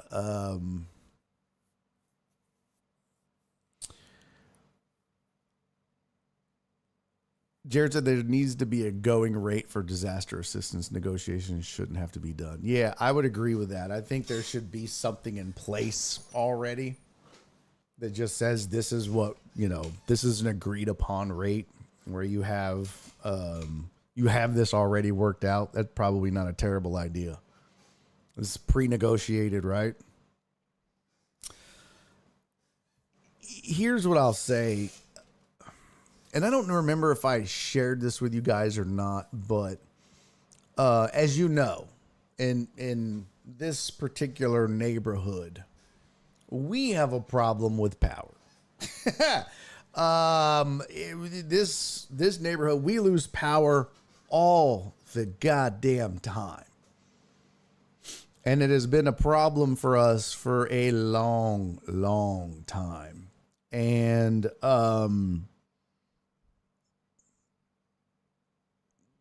Centerpoint is the reason for that. And what inevitably, they're responsible for keeping the lights on. Your power company, whoever you pay your bill to, they're just collecting money, right? The Centerpoint people are responsible for maintaining the lines and actually keeping the lights on. It's a weird thing. But I was told by somebody, I'm not going to say who, but somebody had said, you know what? I asked somebody that I know that works at Centerpoint. They said, I have a friend that lives in Bender's Landing Estates who always loses power. Why is it that they always lose power in that neighborhood? Jared said, don't say too much. Why? Why shouldn't I? Why wouldn't I say too much? Why? I'm going to say it. I don't give a shit. I'm saying it. So this dude said, I have a friend that lives in that neighborhood. And they always lose power.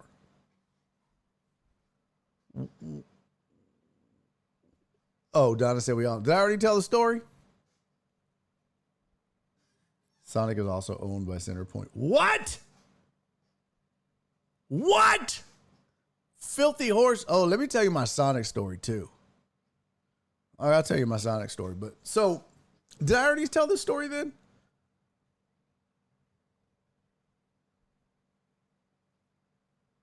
I don't remember if I told it.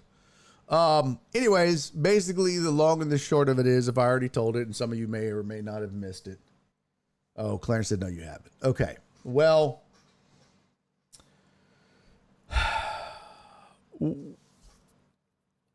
what they found out is, I'm curious though why Jared Taylor is saying don't say too much. It's interesting. I wonder why. What is Jared saying?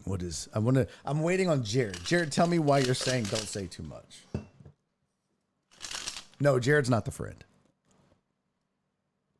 No, he's not the friend. I mean, he's a friend, but he's not the friend. I want to know why he's saying don't say too much, though.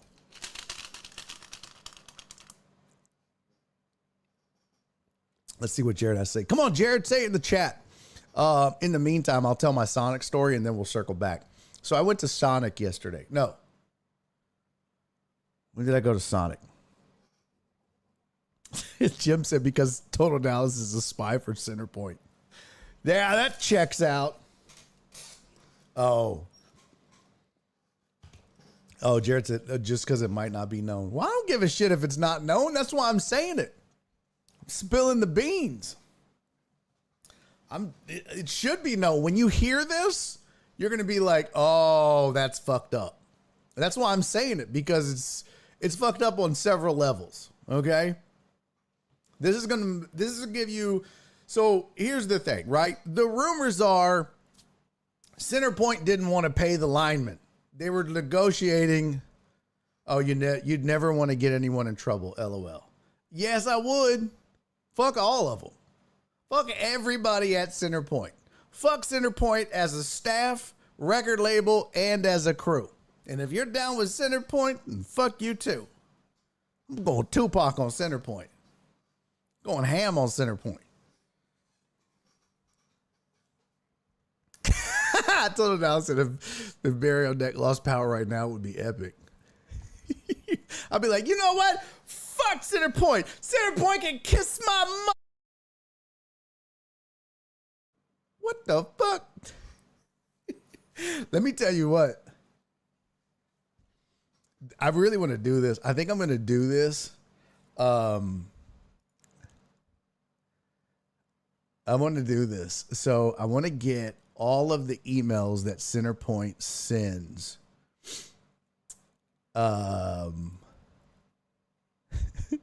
The Defender said, bro, did Centerpoint try to end the stream, right? I want to get all of the emails that they sent during their assessments and stuff, right? Because I had to pay my bill, my Centerpoint gas bill Saturday. Oh, it killed me. Oh, it killed me to have to pay that goddamn bill. John Dorier said, I know someone they staying here. It killed me to have to pay that bill. But what I wanted to do when I had to pay my Centerpoint gas bill is instead of paying the bill, I wanted to send them an email that said, hi, I am aware that my bill is due.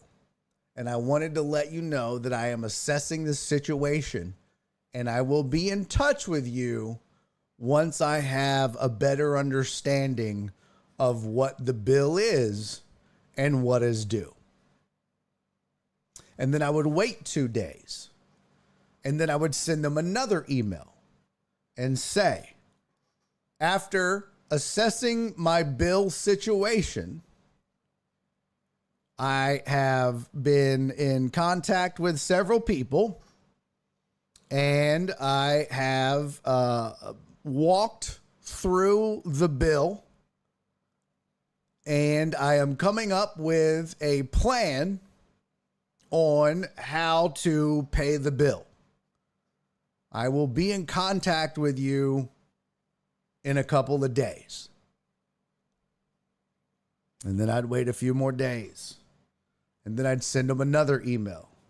It would say, after further evaluation, we are unable to give you a deadline as to when I will pay the bill, but I want you to know that we are working hard on paying the bill.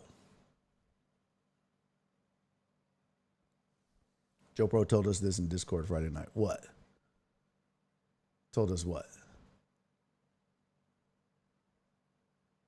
I don't know. Oh, that I had this or that I was going to do this? I don't know. Anyways, I want to write this as a whole bit. But that's what I wanted to do. I think I'm going to put it on Twitter. Boy, it pissed me off, though. No.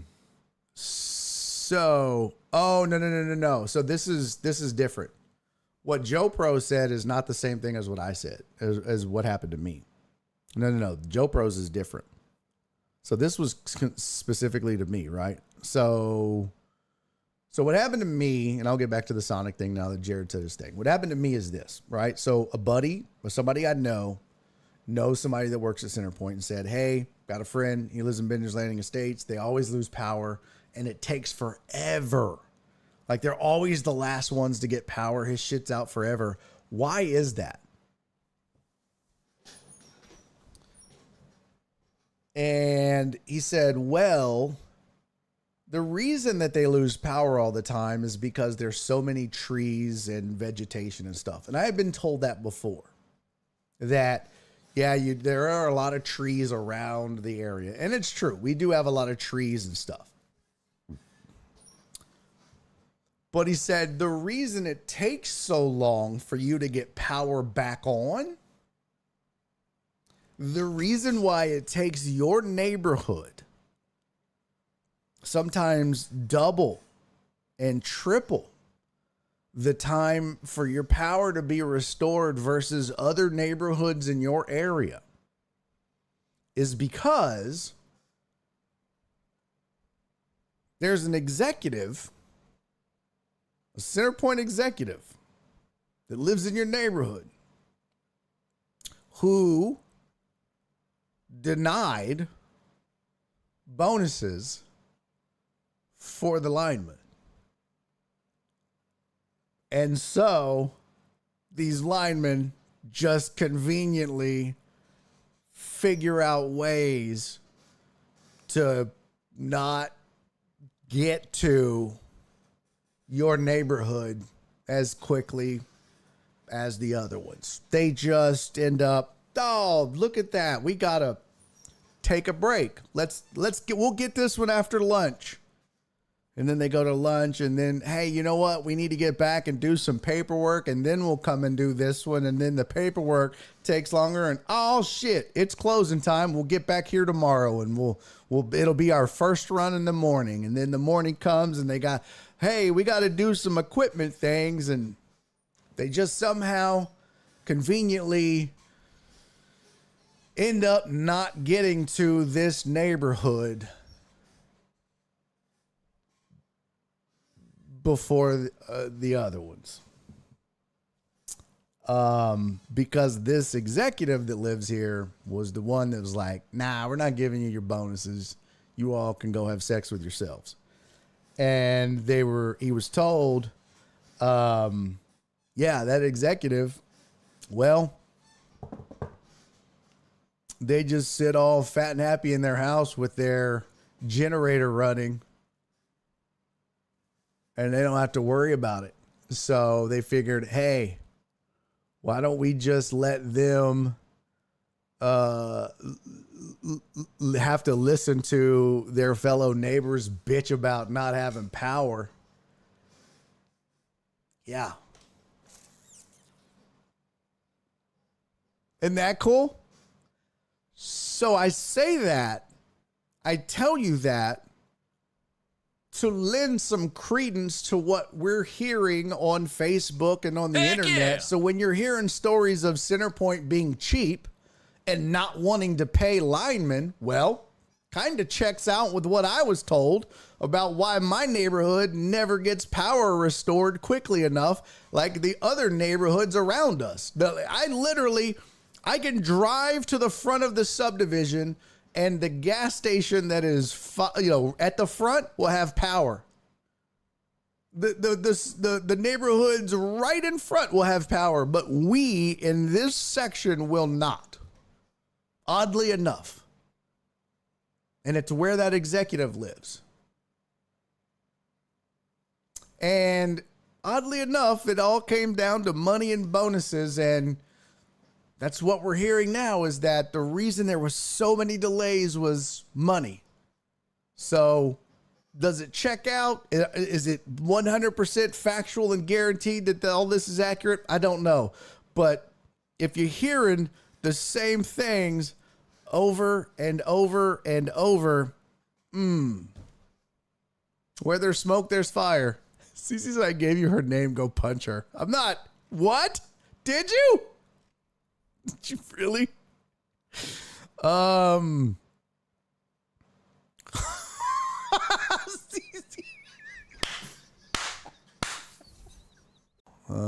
don't know. So basically, Barry lives in a fancy executive neighborhood. Oh, shut up, Jared. Yeah, I agree with you. HL&P was different, it felt like. Flip said both Centerpoint and Unions got greedy. That's true. She's Hispanic. Send Nora.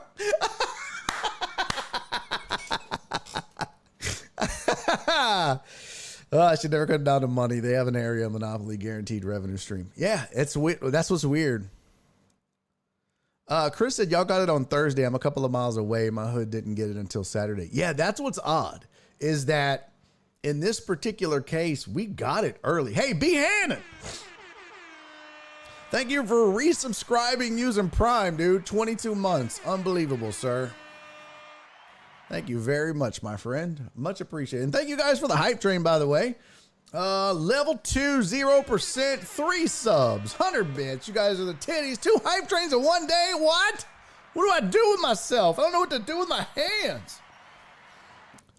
Yeah, that was kind of an anomaly. I was shocked that we got it before some of the neighborhoods around us. It might have been they just, you know what it is? You know what I bet it was? It wasn't Centerpoint linemen that did it. Guarantee you. They just started assigning linemen, and then we just got some rando out-of-towners. And they were like, oh, we don't know about no grudges. We're just here fixing shit. And they fixed it. Because back in May, when the tornado shit blew through, there was like all kind of linemen and shit lined up on our street right here. So we knew we were getting shit done quick but it wasn't Centerpoint people. So pretty interesting though. Pretty interesting how that works. I think it says a lot about Centerpoint, right? So it says a lot about their pettiness, not wanting to give bonuses to these guys and not wanting to pay their employees. And I don't blame the guys. I mean, if you're not going to pay me, if you're not going to give me my bonuses that we earned or whatever, I'm probably going to be petty like that too. But it also, like, your pettiness is fucking up me. Like, you're messing up my job. Like, this is what I do for a living, and now I can't do my job. I can't go live. How many shows have we missed because the power doesn't come on, or we lose power and it doesn't come on right away? So it's affecting my income. It's affecting my money because you're being petty because your boss was acting like a hoe ass hoe. So I'm kind of pissed off at both sides, honestly. It's like, yeah, I get it. You're mad at her, but now I'm the customer and I'm fucked because you want to act like assholes. So honestly, fuck the lineman and fuck the boss. At the end of the day, the only one suffering is me and the people that live in this neighborhood. So anyways. Damn. Jim says, I live in a neighborhood with an elementary school, a high school, a college, and a zoo. My power came back on real quick. Nice. Flip said, yeah, fuck both of them. Yeah. I mean, that at the end of the day, honestly, yeah. And I will say this, and, thanks to the linemen for, busting their ass for sure. But also, and I said that much when I filled in with Joel on Friday, and because those guys are catching some grief. People are being dicks to them and unnecessarily. And I certainly do appreciate those that came out of town. But also, no, Dubs said can't F the linemen. They're out there trying to make money. It's the company. No, let's think about this, though, PB Dubs. Yeah, I can 100% say fuck those linemen. If they are refusing to turn the lights back on in this neighborhood or provide power back to the neighborhood in a timely manner when they could, if what I was being told was true, if they're just delaying it on purpose because they're mad at the executive that lives in this neighborhood, yeah, 100% fuck them because it's affecting my money now. So you're just being assholes despite the female executive that lives here that didn't give you your bonus. So, and I'm not talking about the storm related shit. I'm just talking about randomly when I would lose power and it would be off for 36 hours or 24 hours. And it would take that long to turn on when everybody else had it on within 6 hours or whatever.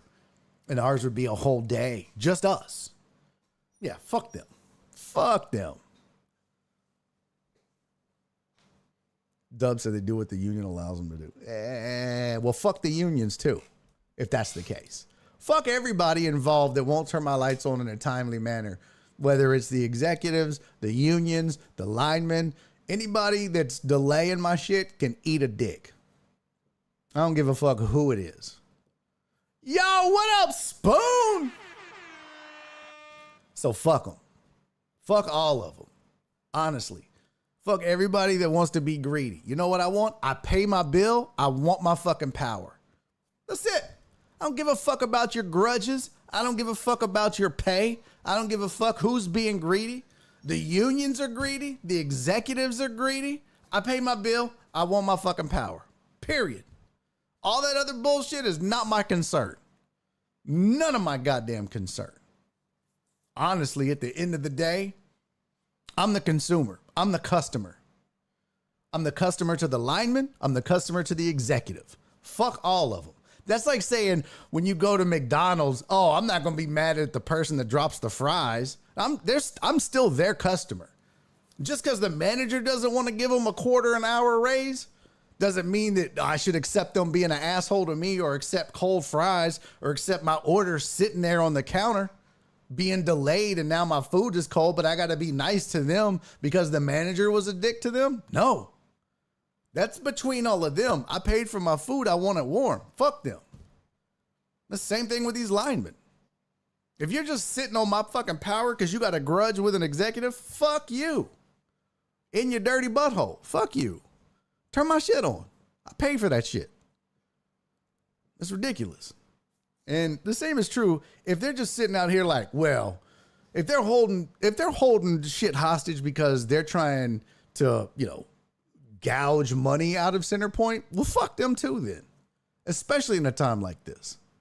If they know, hey, we could get so much money out of Centerpoint because there's 2.3 million people without power, so let's just go in and just triple our rates. Yeah, fuck them too. Honestly. Now, if they're just like, hey, this is our rate. We normally get, $10 an hour. And Centerpoint's like, we'll give you $3. Well, then, yeah, fuck Centerpoint. But if they're like, hey, we normally get $10 an hour, but we want $50, well, fuck those linemen. Right? I mean, that's where I'm at. So if you're greedy, fuck you. I don't care whose side it is.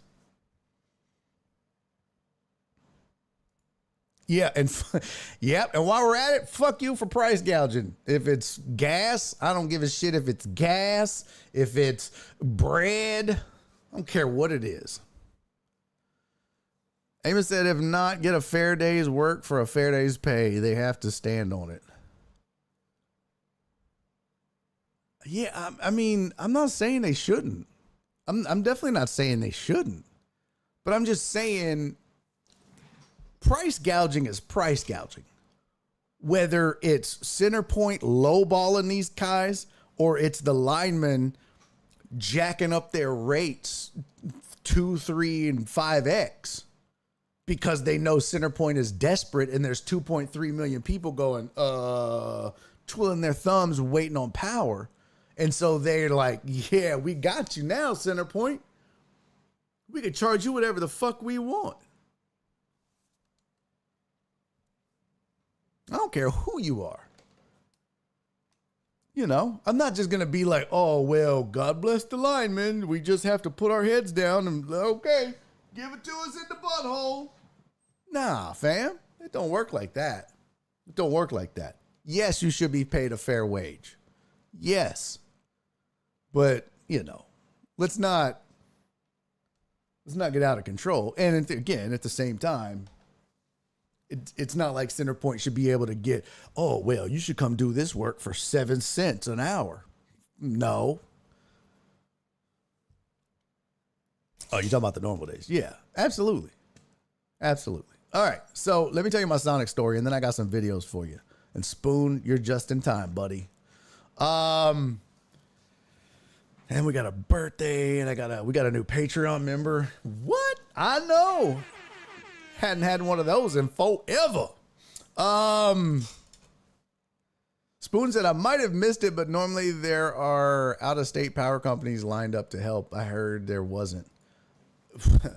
Yeah, that wouldn't surprise me, especially as shitty as Texas is to other states. But who knows, man? It's quite possible that there wasn't because maybe Centerpoint isn't so quick to send their workers to other states. I don't know. I know that the CEO of Centerpoint is not a popular dude down here because of how much money he makes and how slow and how poorly this was handled. So I went to Sonic Saturday, I think, to get some food. And I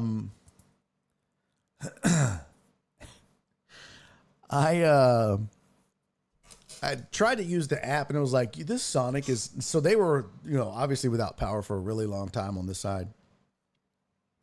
So I tried to use the app to order ahead because, you get half off your drinks. It's a half off slushies. Let's do it. They were like, your Sonic is not taking app orders. I was like, oh, okay, that's fine. So I pull up. I'm going through the menu on the phone. I'm figuring out what I want. I'm like, all right, bet. I know what I want. My eye has been fucking with me all show. I'm like, yep, bet. I know what I want. Push the red button. It was busy because there's still a lot of people without power, so they're just eating out every day. They ain't got no groceries. I'm waiting.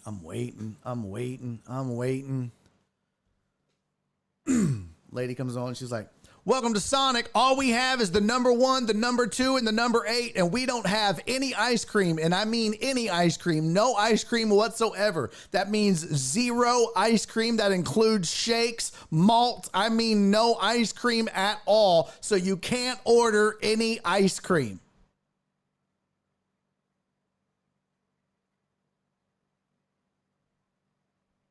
God damn. I mean, it was like aggressive.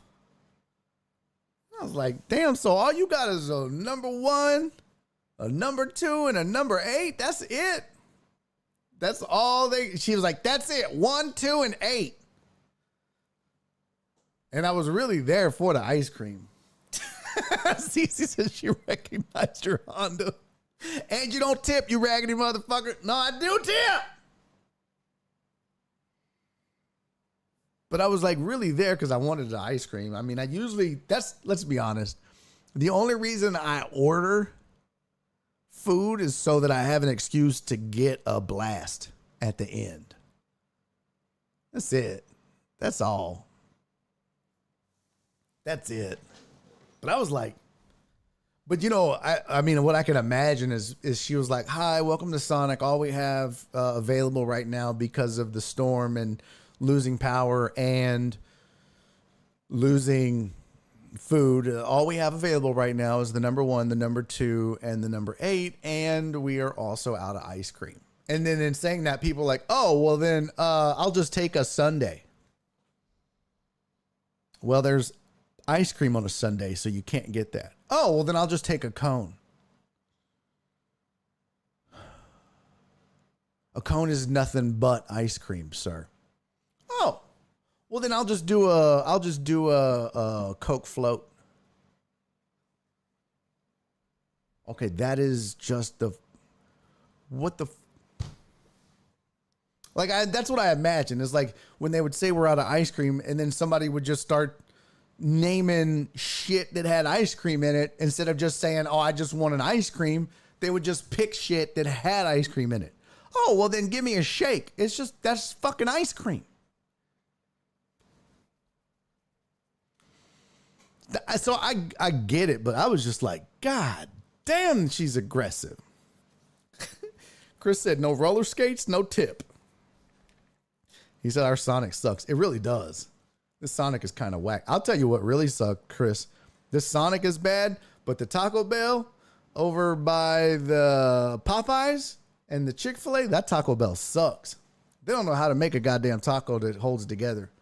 Every time Nora gets crunchy tacos, them some bitches are split in half like the Grand Canyon. They're just like, whoosh. They don't know how to keep a shell together. It's like they make the taco and then pound that bitch with a hammer. We ain't never ordered a fucking crunchy taco that's been complete. It's always broken in half. Claire said, I mean, in Barry's neighborhood, you know how many Karens probably argued with her about that? Yeah, that's true. No. Chris said that's the one off Raver and Alding Westfield takes forever. Yeah, but at least their tacos are whole. I'd rather take forever than... Are you guys Coke float people or root beer float people? Coke float, baby. Coke float, baby. I'm Coke float for life. I never heard of no root beer float. What in tarnations are you talking about, root beer float? I have never root beer float. What in tarnations is you talking about? What in tarnations? Oh, is everybody root beer floats? There you go. Flip said root beer should be illegal. I see Flip and I are eye to eye on this one. I mean, I'll enjoy a root beer every decade or so. Are we talking with alcohol or without? Of course, Cece has a with or without alcohol stipulation. Cece, you put alcohol in a root beer float with ice cream? Wait. Okay, Total Dallas, shut your ass up. Cece, you put alcohol in a root beer float or a Coke float? So you would put alcohol with ice cream? What? Cece.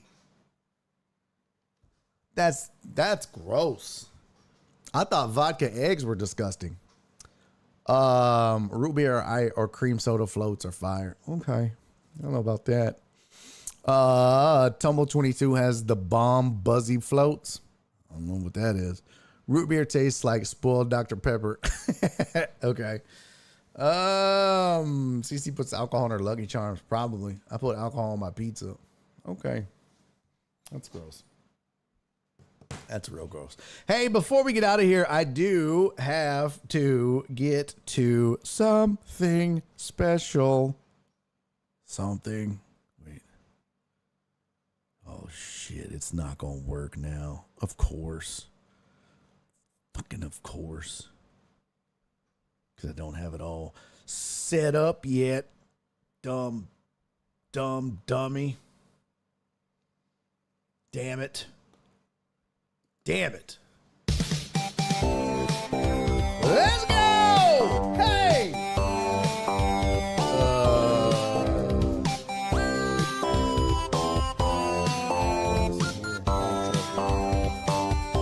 Oh my God. Let's go!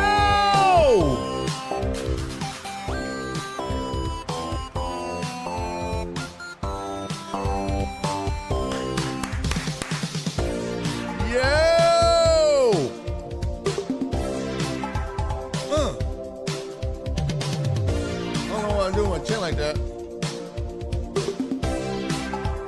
I can barely hear the damn song in my ear. We don't see Katie around much anymore. That's okay. That's okay. We still love Katie. We still love Penguin Katie. She don't come around, but that's okay. We still love her. Saw her at Cece's birthday party. Good times were had by all, including Mrs. Katie.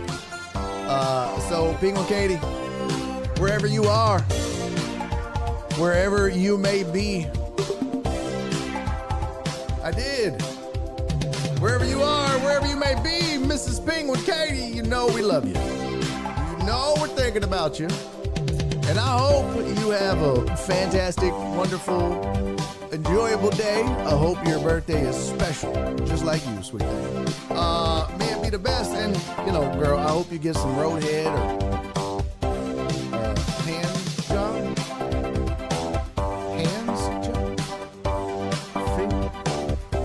or whatever it is that you're into, which I'm sure is super weird. I love you, girl. Happy birthday. Cheers!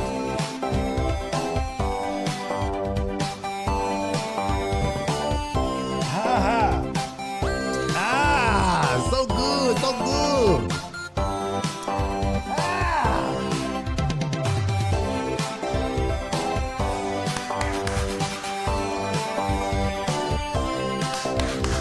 Let's go. Well, we hadn't had a birthday in a hot ass minute. We got a couple. Got a couple more this week, so get ready. Buckle up, bitches. Happy birthday, PK. She hates PK, but whatever. Love you, Bobo. All right. Also, real quickly, I do want to say thank you to our newest Patreon member. We have a new Patreon member. I want to get that in. Gotta say thank you. Hadn't had a new Patreon member in forever. And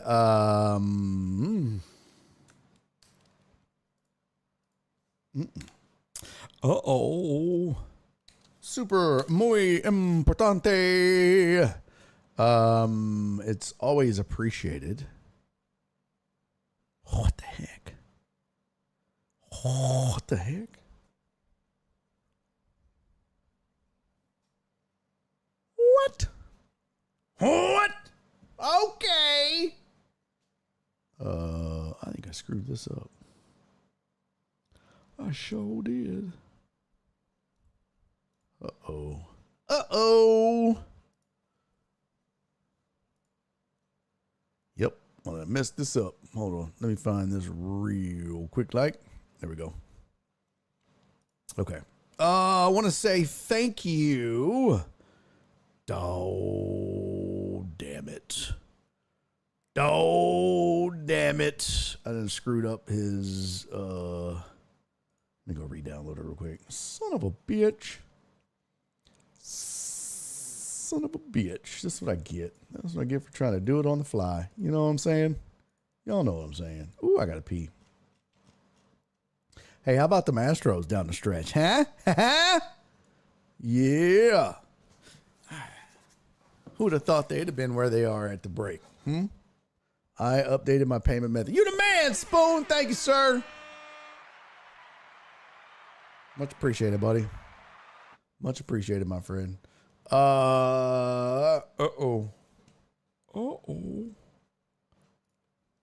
Let's see.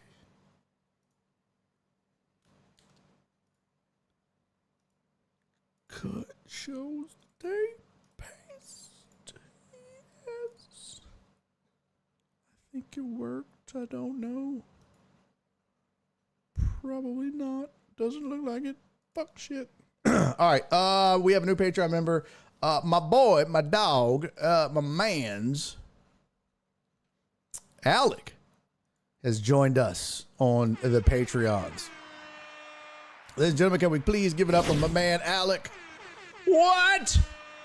I don't know if he has joined the Discord just yet. I haven't seen him on the Discord, but Alec, sir. No, not Baldwin, Tony, damn it. Alec. My man's from Tampa. Alec, buddy, thank you so much for joining the Patreon, supporting the show, man. Very much appreciated. Thank you for doing what you do. Yes, welcome to the community. As CC just so eloquently put it, it is very much appreciated you supporting the show, supporting me, and keeping this thing running. By the way, if you don't know, and you are not a member of the Patreon, but you enjoy this show and you want to see it continue and want to make sure it can continue, being a member of Patreon is a fantastic way to do that. I can't do this show for free as much as I would love to. And so, you know, for those of you that were really sad to see the usual suspects go, because they broke it up when it was going great, well, this is a great way for you to control the destiny of this show. And in order to do that, we have to be able to pay bills. And well, that's like you're taking over and becoming a sponsor and a producer of the show. So being on Patreon is one way to do that. We have two different tiers. We have the big deck head tier. We have the huge deck head tier. Tiers are $5 and $10 a month. You get all kind of swag. You get membership to the Discord, which is usually a lot of streamers will have their Discord open and free. Not me. You have to be a member of the Patreon to get access to our Discord. Why? Well, I'm glad you asked. Because our Discord is special. I don't just go around opening it up to anybody, just giving it away like some Discord whore. No. Nuh-uh. Not me. Our Discord is it's a really cool spot, man. It's very much like a community. We help each other. You'll see when you're in there. That's all I can say. You just got to be a member of it to really appreciate it. It is really very much a privilege to be a part of our Discord. And so I make that a part of the Patreon membership. Either tier, the big deckhead tier or the huge deckhead tier. You do get swag. You get access to certain things. I have uploaded specials. I have given access to jokes that I've performed in. I have uploaded performances from comedy. Also, one of the things that I am working on, so normally I do gifts, yearly or semi-annual gifts for Patreon members. And I have been derelict in my duties to do so. I have missed like the last 3. But Jen had a good idea in order to make that up. She said, you know, you did an OG t-shirt when you started the show. Why don't you do a new one and just give that to current Patreon members as a way to make up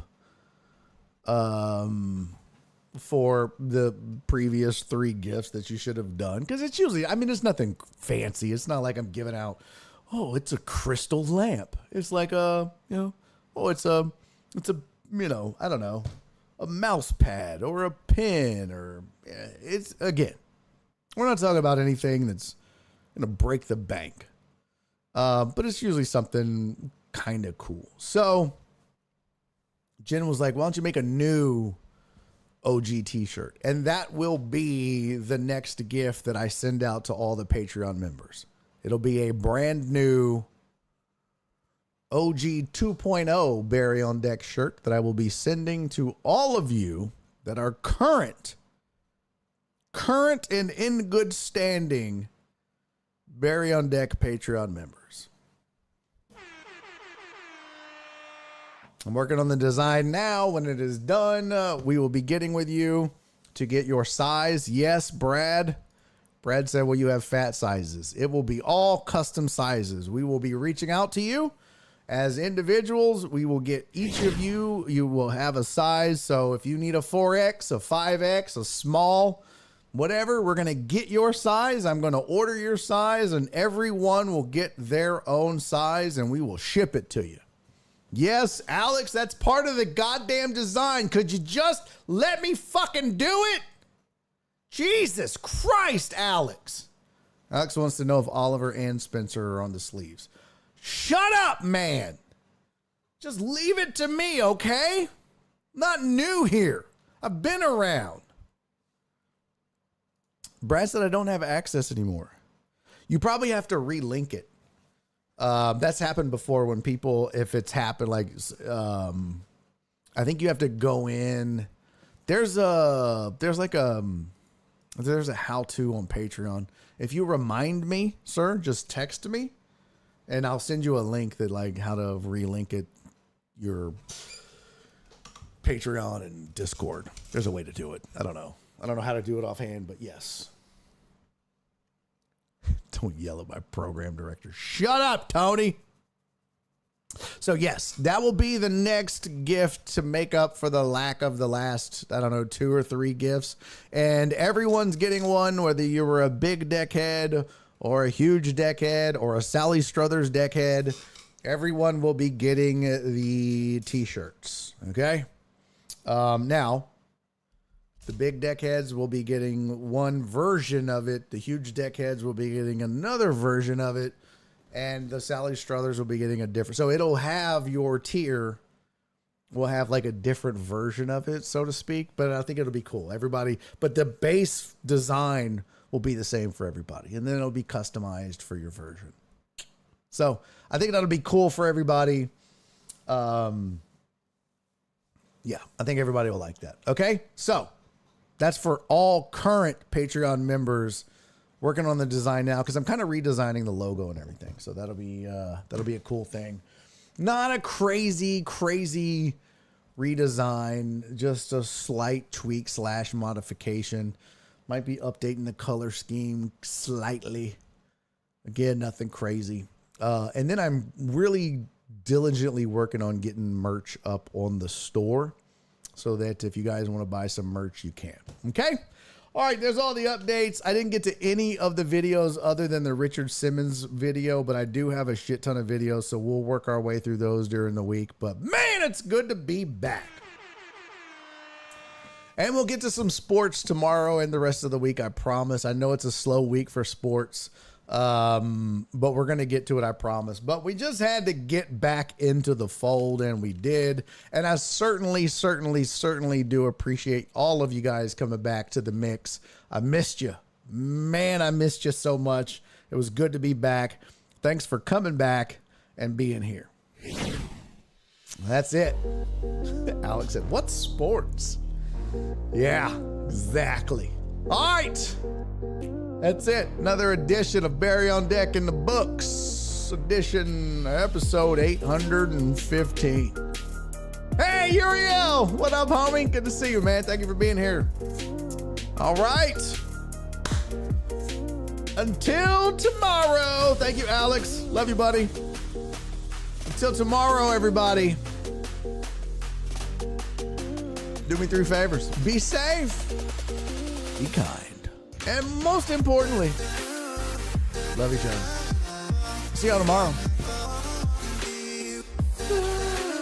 Yes, happy NCAA College Football 25 Day Spoon. Don't forget to text me, man, because I will forget. I got a business call at 5:30.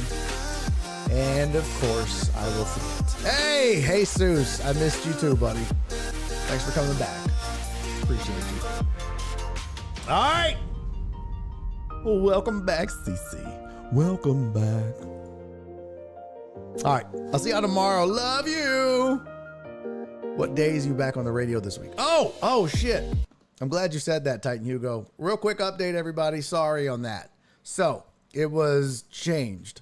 I was lied to. The schedule is not this week back on ESPN 97.5. That's what I was originally told. Is actually next week that I will be back with Joel on the Killer Bees. And the schedule shapes up to be, it was supposed to be Monday, Tuesday, Wednesday. I was going to do 3 days, but unfortunately, actually fortunately for me, I have a private gig with the Houston Improv that goes from 1 p.m. to 5 p.m. Like a whole month's salary in one day. So, no show Monday next week, a week from today. No Barry on deck, no Killer Bees, no nothing. Just private gig, Houston Improv, but daddy needs it. So I'll be doing the Killer Bees on Tuesday and Wednesday of next week. No Barry on deck on those 2 days. And then I head out of town to Tulsa on Thursday. So no Barry on deck, no Killer Bees on that day. All right. That's the updated schedule, but I'll get to that next week. But yes, it'll be next week, not this week. It's all Barry on deck this week, all week. Okay. There you go. All right, cool. Copy that. Okay. Let's see if we got a raid. Anybody we can raid on the way out, skis? I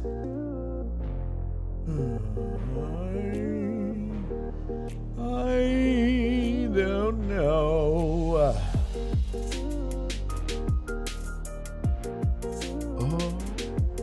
Any English? Let's sort by English.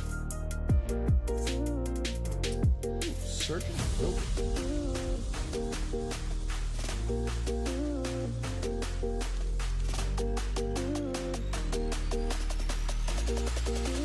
Hey, there's an English.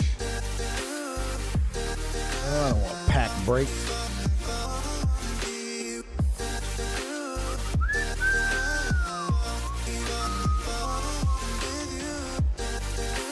Oh, man.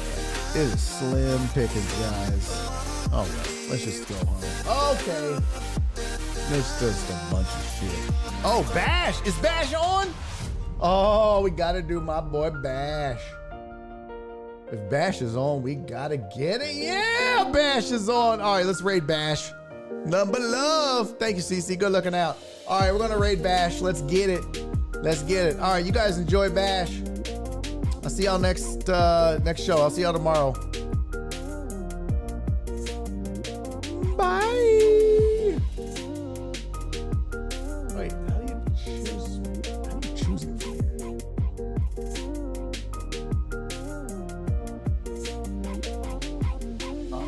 All right, I love you guys. I'll see y'all tomorrow. Enjoy the raid with Bash. Tell him I said hello. I'm probably going to bounce and not hang out. But tell him I said hi. If you're not following Bash, please give him a follow. He is fantastic and just the best human being. All right, tell him I said hey. Bye, everybody. Love you. Bye. Come on, we can do better than 10. Let's go. Let's get it. Let's get it. Let's get it. 14. Come on, 15. In 1 minute. God damn. All right, here we go. We're going to raid now. Bye.